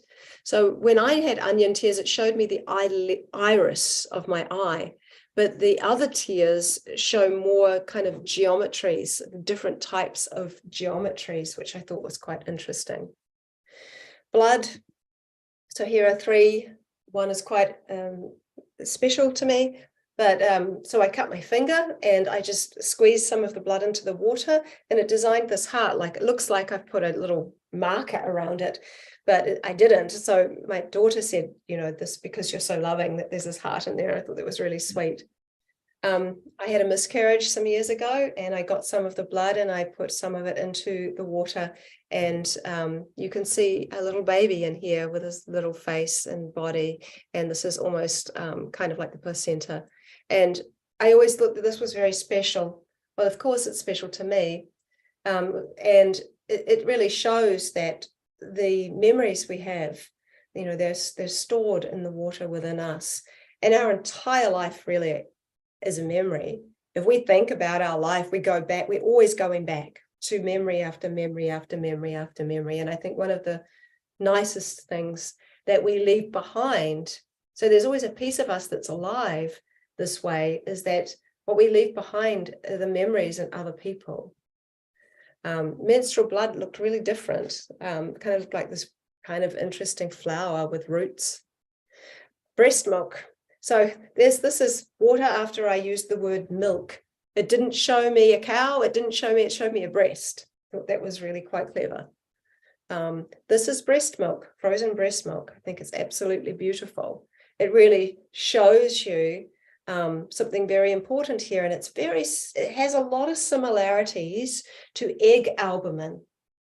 Now, I did a whole study, which I'm about to show, on egg albumin, because I used to think that any water that's going to be naturally informed surely would be amniotic fluid, but I can't easily have access to that. So I did studies on eggs instead, and I used egg white. And there are 2 types of egg white. There's the part that's gloopy and gelatinous, and then there's this thinner part, more like saliva, that runs out. I freeze that part. So I'm going to share that after this. Wairua. Wairua means the 2 waters, the physical and spiritual, the active participant and the observer.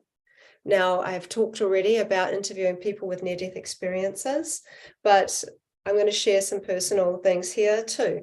So this is me, and this is my mum. My mum passed away in 1999, and she was my best friend, and she was just incredible. So years and years ago, I used to live in Japan, and Mum and I would write letters to each other. And at the end of every letter, my mum would attempt to draw a circle and put a heart in the middle. And Mum's circles were terrible, and she'd be the first to say that. And so some years ago, I just missed her, and I said to the water, because, you know, I'm not paid to do this. You know, I can do whatever I want. I can play however I want in this field. So I said out loud, can you please connect to my mum? And the first photo I got was this misshapen circle with a heart in the middle. a year later on her birthday, I asked the same question and I got the same picture. And, I think that this is very special because I think water connects realms.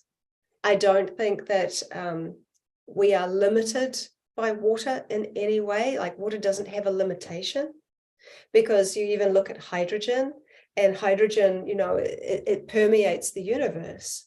And it's extremely interesting when you start putting the word consciousness and water, separately, they might be separate things, together, they really start to make sense. My friend Moses Hackman, he said that water is the glove on the hand of consciousness. I think that water and consciousness are very, very intimately entwined, and that they behave as one. I don't know if water is conscious on its own, or if consciousness and water together create a conscious fluid, but there is some truth within that. So over here, a friend of mine's father had passed. I asked if the water could connect to his dad. I left it overnight. Came back in the morning and a lot of the water had evaporated. So I just froze what was left, and the whole of the water turned into this heart. Here I was thinking about my mum. On my mum's side of our family tree, she would tell me about some of the ancestors she'd heard about from her mother, who had been burnt at the stake as witches, and because they were midwives. And I thought about them, and my mother had a very straight nose, and so it's quite interesting. It's like this beautiful woman with a headdress. And here there was a lady that reached out. Her cat had died, and she was desperately wanted to know if her cat could see her. So that was the design there. I'm not suggesting that water is God, but I think it's a very provocative idea. And there is this thing on Instagram going around with this guy talking. And this is what he says. He says, well, that would mean that God is in us and all around us, above us and below us. It would explain why a woman's water breaks when we're born, and why some religions observe the ritual of baptism. If water was God, then that would mean that God has no gender. God takes the shape of the container God appears in, which would explain why we have so many different belief systems. It would mean that all bodies of water were holy, that a thunderstorm is a church without walls, that when the rain falls, it's an act of God's death giving life, and when it evaporates again, it's the day of resurrection. Beautiful. And we can carry on, but I don't know, we might be coming up to an ending, but I do want to talk about the egg thing. It's going to be a nice thing to end on. So this was Luc Montanu's work. He's a very serious scientist. He passed a year within the last 2 years. I got to meet him actually in 2019. But you think my work is kind of amazing? Well, his work is pretty amazing. He won the Nobel Peace Prize for discovering AIDS. So, I mean, he's a very serious scientist, but he got disregarded for this, although it was repeated. So this is an empty test tube of water. This test tube of water has DNA strands in it. It was left over a period of time, 17 hours, subjected to a very low 7 hertz frequency, and also to ambient light. The next day, they found that this empty test tube had the same sequence of DNA in it that this one did. That's why it was called DNA teleportation. Can you imagine what it is then, if that is happening, what it is to be intimate with somebody, what is happening there? Even when women get together, there are a lot of women would have had the experiences of their periods coming into sync. Well, that also happens with hamsters, chimpanzees, golden tamarins, and rats. And science, even though millions of women have reported this, and it's been reported in history, science still says it's not enough evidence to support it. Can I say something? I don't want to interject here, but I feel like I have to say that water and consciousness, when you're in an intentional state of coherence where your heart and brain and all the organs and glands and cells of your body are in harmony together, that causes everybody around to start getting into harmony. And the more people that become conscious of it, the greater that field of amplification becomes. So I had to just throw that in because Well, that's perfect, because what I'm going to do is skip through these, because we're going to spend hours. I mean, this is a huge study, so I know those can we things. please do a recurring thing again? Yeah, so I can talk more about the other ones. I just flipped through on homeopathy. No, that's fine. But this ties in with exactly with what you were saying. This will be the last one I share. So the study that I did on egg albumin, I used chicken eggs, duck eggs, quail eggs, and goose eggs. All of them form 6 identified patterns. So this isn't about me using consciousness. Anybody can do this, and it's really fun. And a lot of children have been doing this for their science projects. But it's just about figuring out that saliva-like part, not the gloopy part, and freezing it for about 8 to 10 minutes. So in a free range, very fresh egg, bird egg, you see these 6 patterns. These are the 2 most rudimentary, the pollen and the small star. If you do end up accidentally freezing the gloopy gelatinous part, you're just going to see a lot of these small stars.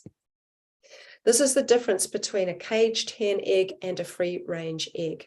Caged hen eggs only form 2 of those patterns, the 2 most rudimentary.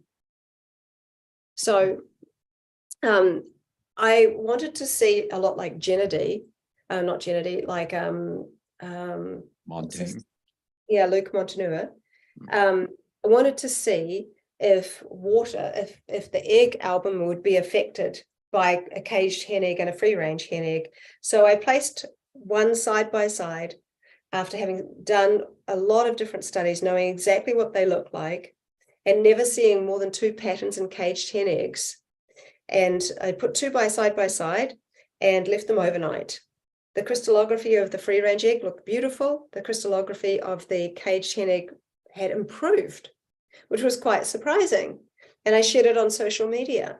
And everyone said, yeah, but what if you surround it by bad eggs? Surely it's going to go bad. So I did that twice.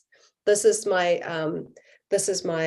controls, and they're from the same batches. So I put it into this formation, the free range egg in the middle and the caged hen eggs around it. And this was the result of the first one. So beautiful crystallography for the free range egg as expected, but unexpected, amazing crystallography in the fishes that were the closest to it. So we're seeing healing by proximity. The ones that were furthest away improved, but not as significantly. So this happened again. These are my controls. I did this months later, and same thing. Beautiful crystallography in the free range one, but really complex crystallography in the others, which I would say these were free range eggs. Phenomenal. Whereas the ones furthest away clearly didn't create as clear imagery, but had some more complex patterns than they would normally. So the conclusion of that is that I think that nature is looking to improve rather than downgrade, especially in this embryonic stage. I also think that information transfer is possible because water is a liquid antenna and egg albumin is 90% water. And none of these were fertilized. So it's fascinating that information was still transferred to the caged eggs, maybe meaning that the potential for life was there from the beginning. And my personal takeaway is that if you heal yourself, you heal others. These are just comparisons of things that I think the natural patterns of egg albumin look like. Like this is star anise, and this is the egg albumin. This is actually half and half. This is the egg albumin. This is brain coral, feathers. This is real feathers. This is the feathers of the egg albumin. This is a limpet shell. You know, this is horsehair. So it's fascinating. So, you know, again, I can go on, but I'll stop because it's been a long time. It felt like it went by in a second, my God. So, oh my gosh. How? Why? No need. Like you said, it's like allow yourself to view it as you would art. What does it mean to you, right? Because we all have different evolutionary cycles, you could say, that the soul animating our being is on. And so nobody's right, nobody's wrong.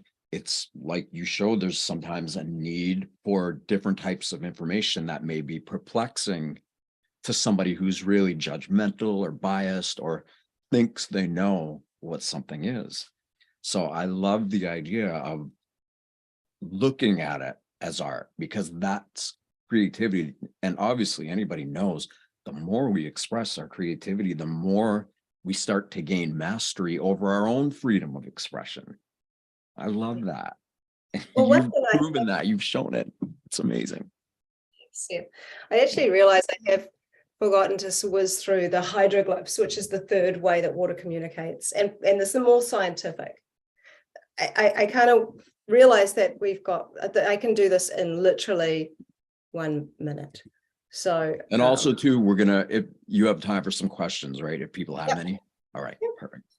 So this is the hydroglyph here for the energy of the word creation. So we know that even in different languages, we've seen this shape appear. So Bhargav in India, for example, played a chant which was all about creation, and he got this creation glyph. So this is the stairway glyph I talked about from Stairway to Heaven. Now we understood this ring glyph here. We've discussed that ring imagery that appeared. So this is the hydroglyph for the word magic. So we'll get into 64 examples of the coin glyph, which means there's the energy of money, and it also has the energy of abundance. Now, someone said, why would water want to talk about money? It's the root of all evil and blah, blah, blah. But if this is a language, we can't pick and choose what we want to talk about, what words should be in the language. But also it's an invitation to ask yourself, what is your relationship with money? Do you know your own value? These kinds of things. It's not literal, like, for example, if I'm holding up a pencil and I say, here's a pencil, nobody's falling over in excitement. But if I say this is the energy of a pencil, we can say, oh, well, that the energy of a pencil is to design, is to create. It's, there's a lot could be said about the energy of something, and that's the invitation. This is the energy of the word, both living and death. I think that's really interesting because somebody asked me, who was told they only had a few months to live, what does death look like? And I kept seeing the living glyph. And I realized eventually that, of course, water doesn't die. It's always in one of its stages. So to water, death is another word for life. It's simply a transition. These are 64 examples of the star glyph, which means light. Its predominant meaning is light. And this is the message glyph, 64 examples of it. It looks like a sort of a triangle with frills on either side. Some of them at the tip have these hearts, so we know they're emotional messages. We're working with people all over the world who are specialized in picture languages and ancient languages. So we see there is an overlay with even hieroglyphs, which were designed to be seen and felt rather than spoken, and they share concepts rather than one word. This means change as well as winter. This means information. This means purity and enlightenment. It's the lotus glyph. So this is the tree of life. They go on, but I just wanted to show that because I think it's good to see some science, because I like to sit somewhere in the middle, which is the camp of art, really, where I invite science and I invite consciousness to kind of come and have a look at everything. But I actually have been invited to be a speaker within the scientific section of the next water conference. And when you see repeatability like this, there's really something there. And when you see other people getting it too. So I'm sharing that. And like Jerry Pollack has invited me to write a scientific paper about this. And I've been invited for it to be published in 2 scientific journals. So I'm just saying that we can talk about it being the consciousness and the this and the this. But like Jerry said, we're not getting any younger, he said at the conference. There needs to be something for people who are interested in this work to actually have some reference to. He said, if you really want to help the world, you need to include the science. with everything else. So I've been given a wonderful platform to be able to do that, of which I'm very grateful. Oh, congratulations. Yeah. Thank you. I'm speechless. Honestly, I'd rather not talk. So if anybody has any questions. There is just so much information to absorb during all that. That was just so beautiful. But and you know, I don't know. I have so many questions, but we can go on and on and on and on about everything. But you know, especially like the remote viewing and the construct, you know, of time and everything. You know, it's kind of like, because I've taken some remote viewing classes in the past too, and I'd love to get back into it. But just like, you know, the subconscious and everything, just amplifying that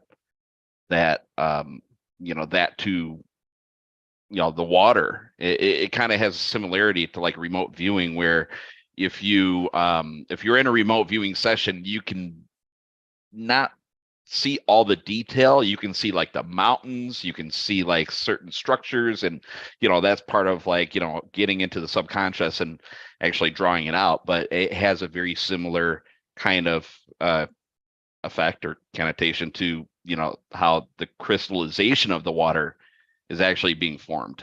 That's very so interesting. Oh, that's really helpful to hear. It's kind of makes Geneti's work even more kind of important to me, because it has that kind of slightly fuzzy look about it. And so, yeah, I just find it fascinating. And there's so much that that hasn't been shared, which is really a shame, but it's such a common thing when there's something that's actually really, truly amazing. And even about his death, apparently there was some kind of suicide, of which his brother, who he's very close to, spoke to him just a couple of hours before. And he said, I've just made this amazing breakthrough. It's going to change the world and this and this. And then he's dead.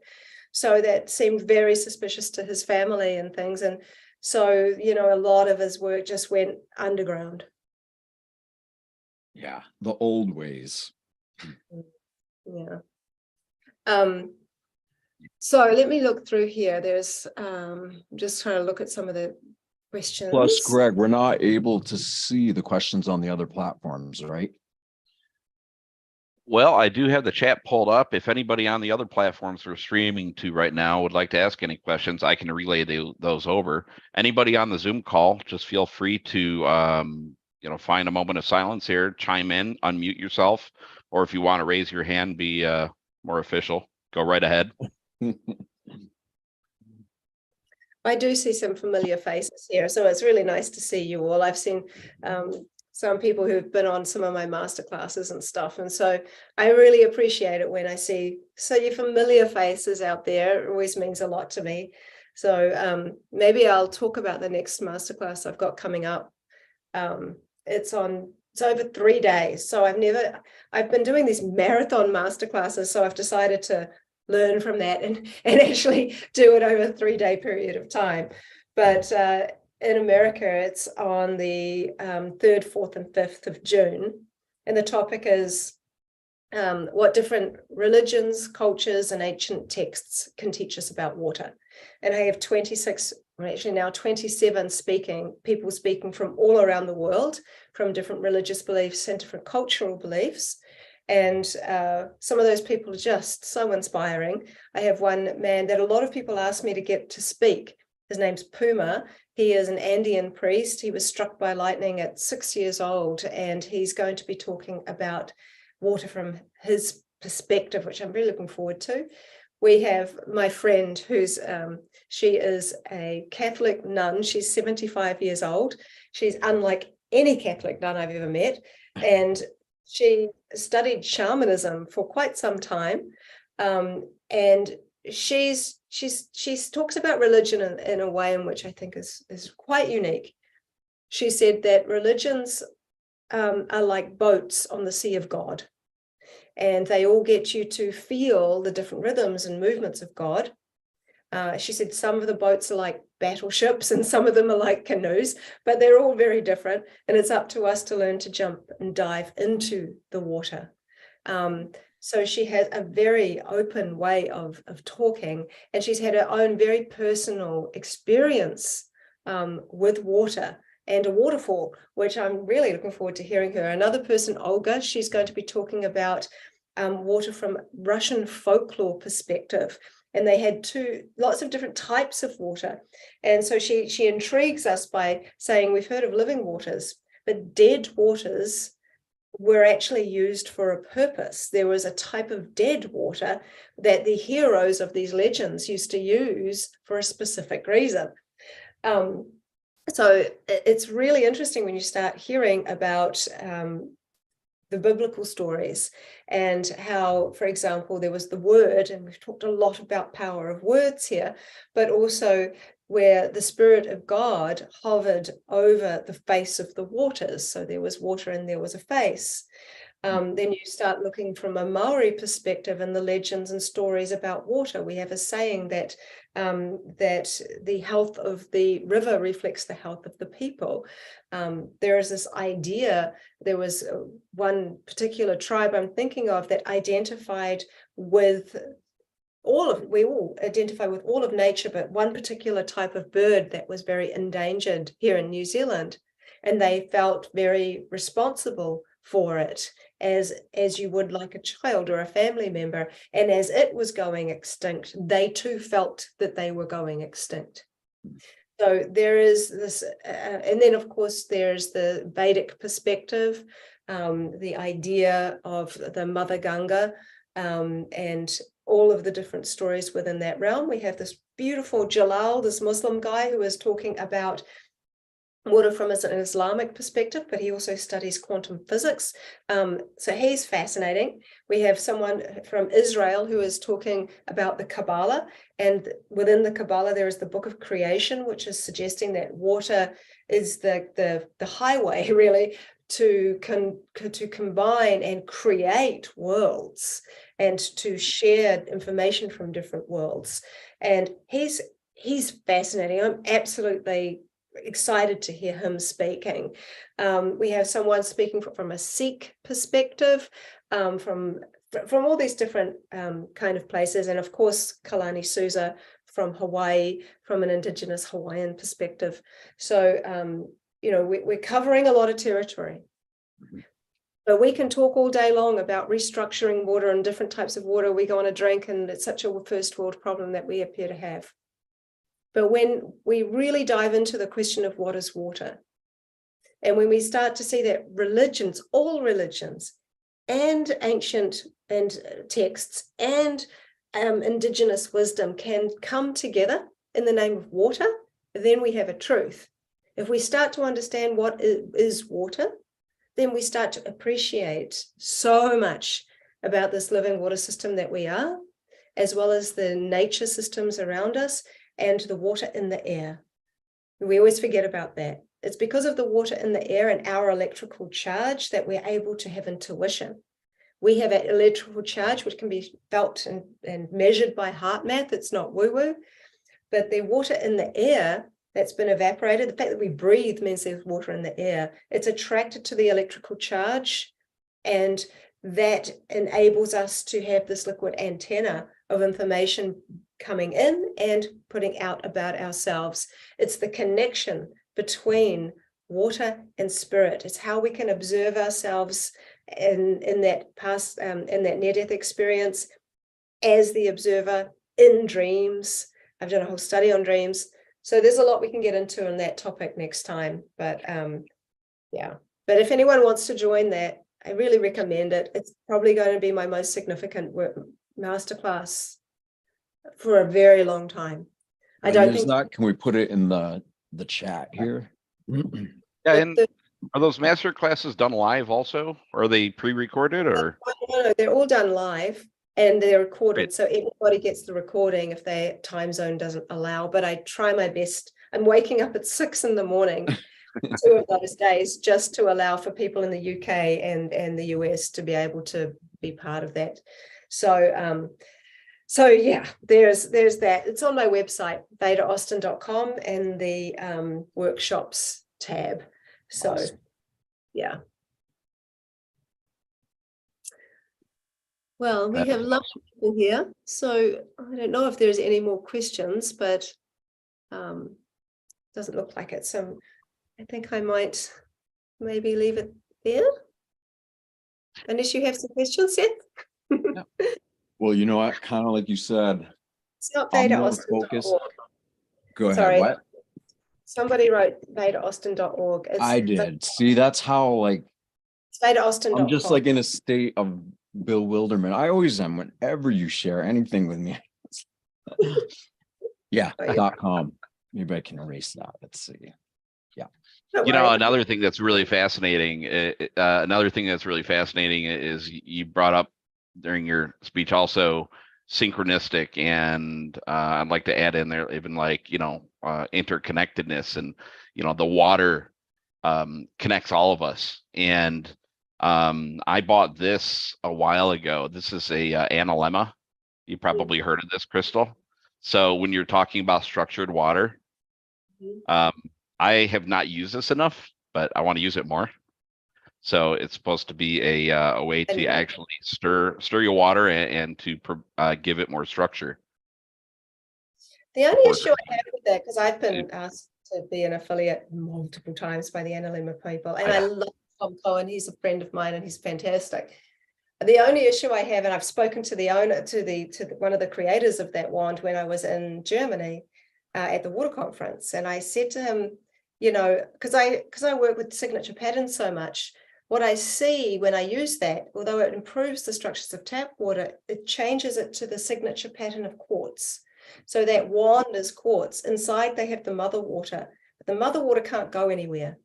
So no matter how beautiful a container you're in, you're still in a container and water is meant to move. And so my concern with that, because of course, you know, Seth, you know all about crystals. When you look at some crystals, they have water trapped in them. And that's a very organic and natural thing that can happen. But one of the ways that you know it's in there is because it gives these beautiful rainbows. But the analemma wand doesn't do any rainbows. It doesn't give them off. And so what I suggested to them was that maybe they make it so that the top twists off so you can release the water and replace it again. And so that would be a really nice thing for it to be able to do. So the ideas around it are so good. Like they've done so much science, but I'm so much into relationship with water, and I relate into what I would like.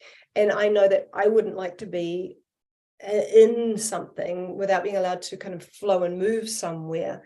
So that's my only thing about them. Although one of the things that I did was because I felt into it, I'm like, I'm going to use it like a thermometer. So I put it in my mouth and then I stirred the water, and it did make some changes then. Yeah.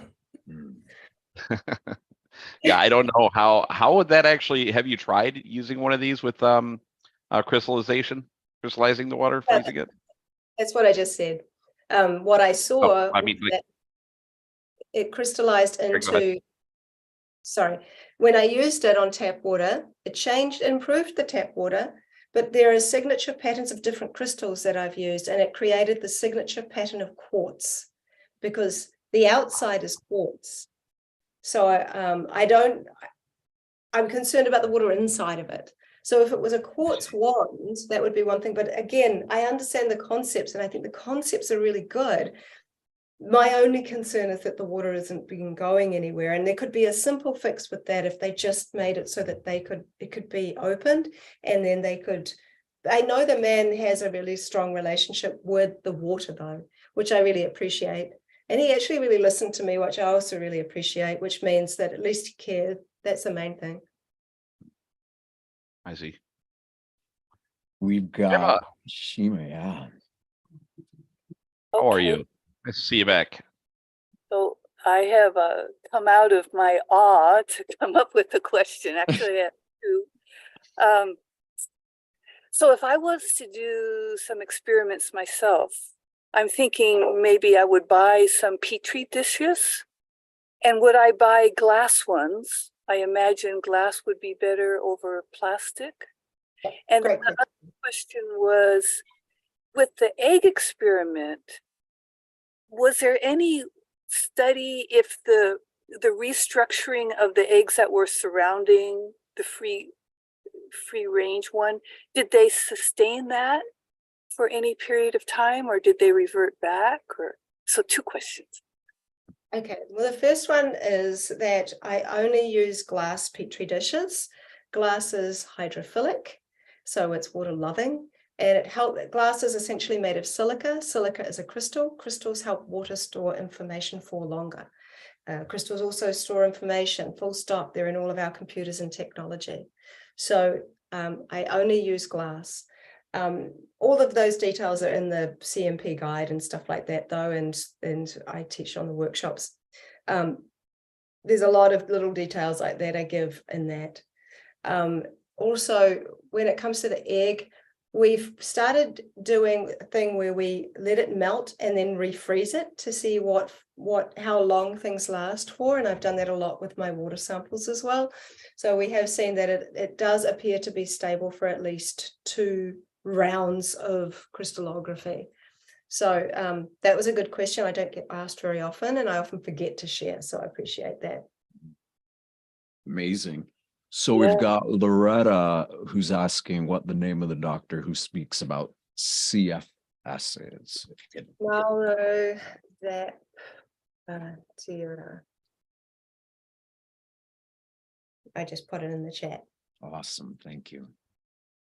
Yeah, he's fantastic. And I'm doing a whole, I usually only do 2 or 3 or 4 masterclasses, and this year it's only 3 because of the amount of traveling I have to do this year. But I'm having another one in November, end of November, on natural healing. And so I've got a few friends speaking on that who are really inspiring. One of them is Shaveen, who a lot of people on Instagram may have heard of. Yeah. And Mauro is also speaking, as well as a number of other people and doctors that I think have a lot of really wonderful things to talk about. I just have one more thought. This came up when Seth first mentioned you last week. So I was curious, and I went online to see when Emoto passed away, and then looking at your website when you became fully committed to this work. And there's an interesting time frame when he passed and when you picked up like the torch and took it to a whole nother level. And that's kind of like a woo-woo kind of thought, but I'm just wondering if like that spirit of Emoto is somehow overlighting you in some way to help the work go on to a whole nother level. I don't know. Well, I hope so. I mean, I certainly invite, because he certainly helped a lot of people like me be able to really be understood better because of the groundwork he already did. You know, I want to throw into that. I've had way too many near-death experiences to count. And some of them were like almost disconnected, and others were completely, seemingly disconnected, the consciousness from the body. And the amount of timelines and energy and information and everything that comes through, I was experiencing how my soul is an amalgamation of a lot of my ancestors as well as other souls, you know, in addition to my own unique creative, you know, essence that is coming through here.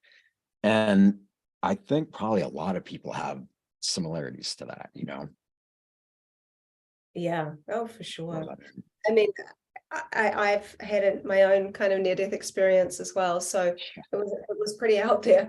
But I think that there's always more. There's always more than we see, and maybe more than we understand. But we're so fortunate in that we have the ability to feel.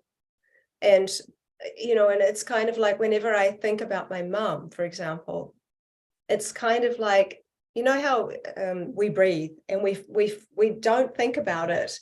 There's all these functions of the body that just happen, and we don't think about them unless we put focus on them. And yet they're still happening without our conscious awareness of them actually happening, unless we bring our conscious and awareness to them. Well, whenever I think about my mum, who has been gone now for so long, and I bring my focus to her, I realized, I've always been thinking of her just like I'm breathing. And I feel like that about people also that I love that have passed. And so it's such an emotional connection, and the emotional connection transcends this physical. And we're so fortunate. Mm. All right, everybody, it's 12:30 here and I have to be going soon. So if there are any more questions, please ask. But other than that, I've had a wonderful time talking about all the things I'm most passionate about. And it's been really nice to see familiar faces. Hi to Grandpa Bill and and to everybody. Long-term supporter. Yeah, no. Just one thought I'll put into the field for maybe later percolation.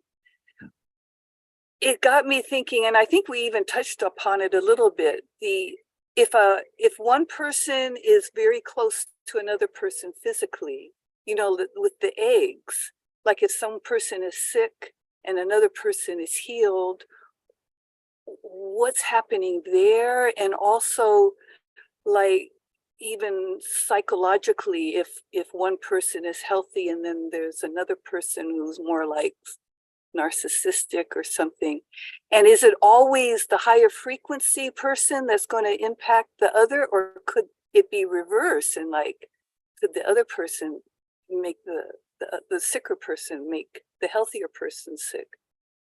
I think we've all had experiences where we've maybe been in relationships that haven't been good for us and we've stayed longer than we should. But ultimately, the reason that we stayed was because there was some part of us that was allowing it where we needed to heal. So it's an interesting one when you're looking at these human dynamics, but certainly within the primordial embryonic stages, it makes sense that in that area, the improvement is a very organic and natural thing to happen. If we look at nature, things that haven't been done well or have something deformed or something wrong, they don't do well in nature. It makes much more sense that there is an upgrade. And also, I think that we're naturally attracted to people that actually uplift us. That's why the people that are in bad relationships go to the people that they love, which is why the person who might be narcissistic will stop them from going to be around their friends and loved ones that love them, because those loved ones have such power to be able to uplift those other people. And eventually, when you become strong enough, you leave that situation and then you get stronger, and then you inspire other people that might have been in that situation. Clearly, I'm talking from some experience whereby you are able to actually then help. But we have to learn how to help ourselves. We have to become that whole so that we can actually be, well, not that whole. It's not that we're broken, but there is this wonderful kind of ability that we have to self-reflect and learn to love all the different faces that we've been and the reflections we've been along our journey. So this ability to begin to heal, it's such a process, but it's so important, even if it's just to begin with being kind to yourself. And I think for the most part, I mean, you can look at the news and think that everything is turning to custard, but in fact, for the most part, I think people are kind. People love their family, they love their friends, they love their children. We have a lot more in common than we have that's different if you just really look at the organics of things. So that's kind of a little bit about what I had talk about that. And this is what I'm seeing in living organisms. And I think there's a lot more to it, a lot more around the so-called junk DNA, which I don't think is junk at all. I think that this amniotic fluid, a lot of people have been say that it's more for the cushioning of the bird and this kind of thing, or the embryo. But I think that there's a great deal of information that's stored in there. I do think it's how ancestral information is shared to the baby or the embryo. It ties in with the Rupert Sheldrake's morphinogenic fields. So there's a lot there. I think that it's a deep and philosophical question based off a study that you can kind of take in whichever place most resonates for you, where it makes the most sense. but I have 5 minutes until I have to go. So we'll have to start wrapping this up, I'm afraid. Well, Veda, thank you so much. It was so nice to be able to just get this update. I haven't, like I said, I'm almost speechless, and after this, I'm just gonna go totally relax, and I'm gonna let all this integrate, because oh my God, thank you for doing this and being who you are and bringing this work through, because of the amount of individuals that it can inspire to do this and greater, right? Like, that's beautiful. That's selfless giving. And the world definitely loves examples of that. So thank you. Well, I appreciate you, and I appreciate everybody that listened and that takes us seriously. For me, this is very serious work. I am prolific. I do it every day, and I care about it a lot. And I'm so happy that other people are learning how to do it. And I share more people's work now than my own, which is saying a lot. That shows that it isn't just random and that it's something important. I think the only little tip I might give is don't go into this work with expectations. Even for the people that already have a love for water, this is a spiritual journey, and water tests us. You know, it's like you can go in thinking, oh, she's going to show me this amazing thing, or this and this and this. And if you just see a signature pattern, you might go, oh, why did that happen? I think then that's the time when we can reflect upon our need to know, our need to see, our need for whatever it is tends to come from the ego space, I guess. So time after time I have to be reminded to let a lot of my expectations go. And that's why children are so good at this work, because they go into it for fun and out of curiosity, as opposed to with an expectation of an outcome. That's what lends it into kind of what it is to be human. The more we let go, the more is able to happen, the more can fill, our bucket of experiences in life. And so, yeah, just have fun with it. Water will show you one of those three things: a signature pattern, an artistic expression, or hydroglyphs. And you can get the whole list of my hydroglyphs on my website as well. So if you don't have any money and you're just working towards getting to a better financial place, I mean, my CMP guide of learning how to do this is $30. But if you write the word blessing in the code, it's free. The hydroglyphs are available for when you're able to afford that, and they're $40, so the workshop, for 3-day workshop, and you get the whole entire bundle of everything, all my PDFs and all my stuff and how to do it, as well as the 3 days of people talking about this amazing topic of water, God, and spirit, is $100. And then my beginners workshops are $50, but they're pretty much almost all sold out. I have to add more in, but it's kind of try to make it affordable for people, because I don't want someone who really, really wants to do this to not be able to do it because they can't afford it. So there's options for everybody there. Thank you for that. Amazing. Awesome. And you know what? We probably only scratched on the surface. I know you can go on for hours and hours, and that's what, like, being the total subject matter expert on it is, that you could just talk and educate people. So I think it was a very, very great session, and really appreciate you coming on. So thank you so much. I really appreciate you and everybody. Yeah. Thank you, everybody. Thank you, Veda. Yeah. See you soon. Thank you. And then in closing, guys, again, VedaAustin.com is her website. And we do hold weekly coherence meditations here. If anybody would like to join, it's at freedomsnap.org/Seth. There's also a calendar link on there. You can add it to your calendar to get reminded. And our preferred platform is Zoom, while we do restream out to 5 different other platforms at the same time. Bye, Veda. All right, guys. Thank you. We can keep it. Greg, in your vein. Yeah. Yep.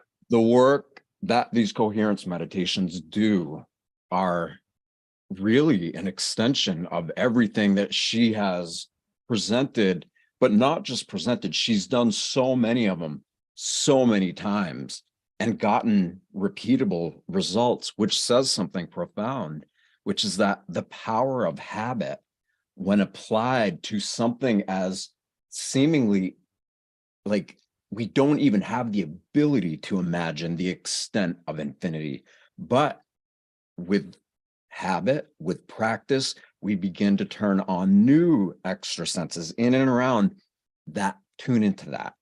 And the more in my life, I found the more I have these experiences, some of them are so electrifying and beautiful, but the more I can relax and just make peace with it and get into this state, no matter what it is, the animating force in all of us, it just has a way of placing it and making it so coherent and complete. Like it does the work when we get out of the way. So that's what these will do. And obviously the idea is like she said, with women and their moon cycles synchronizing, same thing with hearts and minds.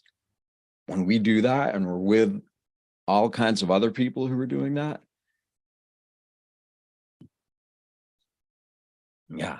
It reminds me of, and I mentioned it before, the music meter, you know, how they have 100 different music meters starting at different intervals going back and forth, you know, but they all go in eventually after a couple of minutes, they all go in synchronicity. Excellent metaphor. Pulling Yeah. up that YouTube video. Yeah. All right, guys. Thank you, everybody. Thank you very much, everybody attending. We will see you next week.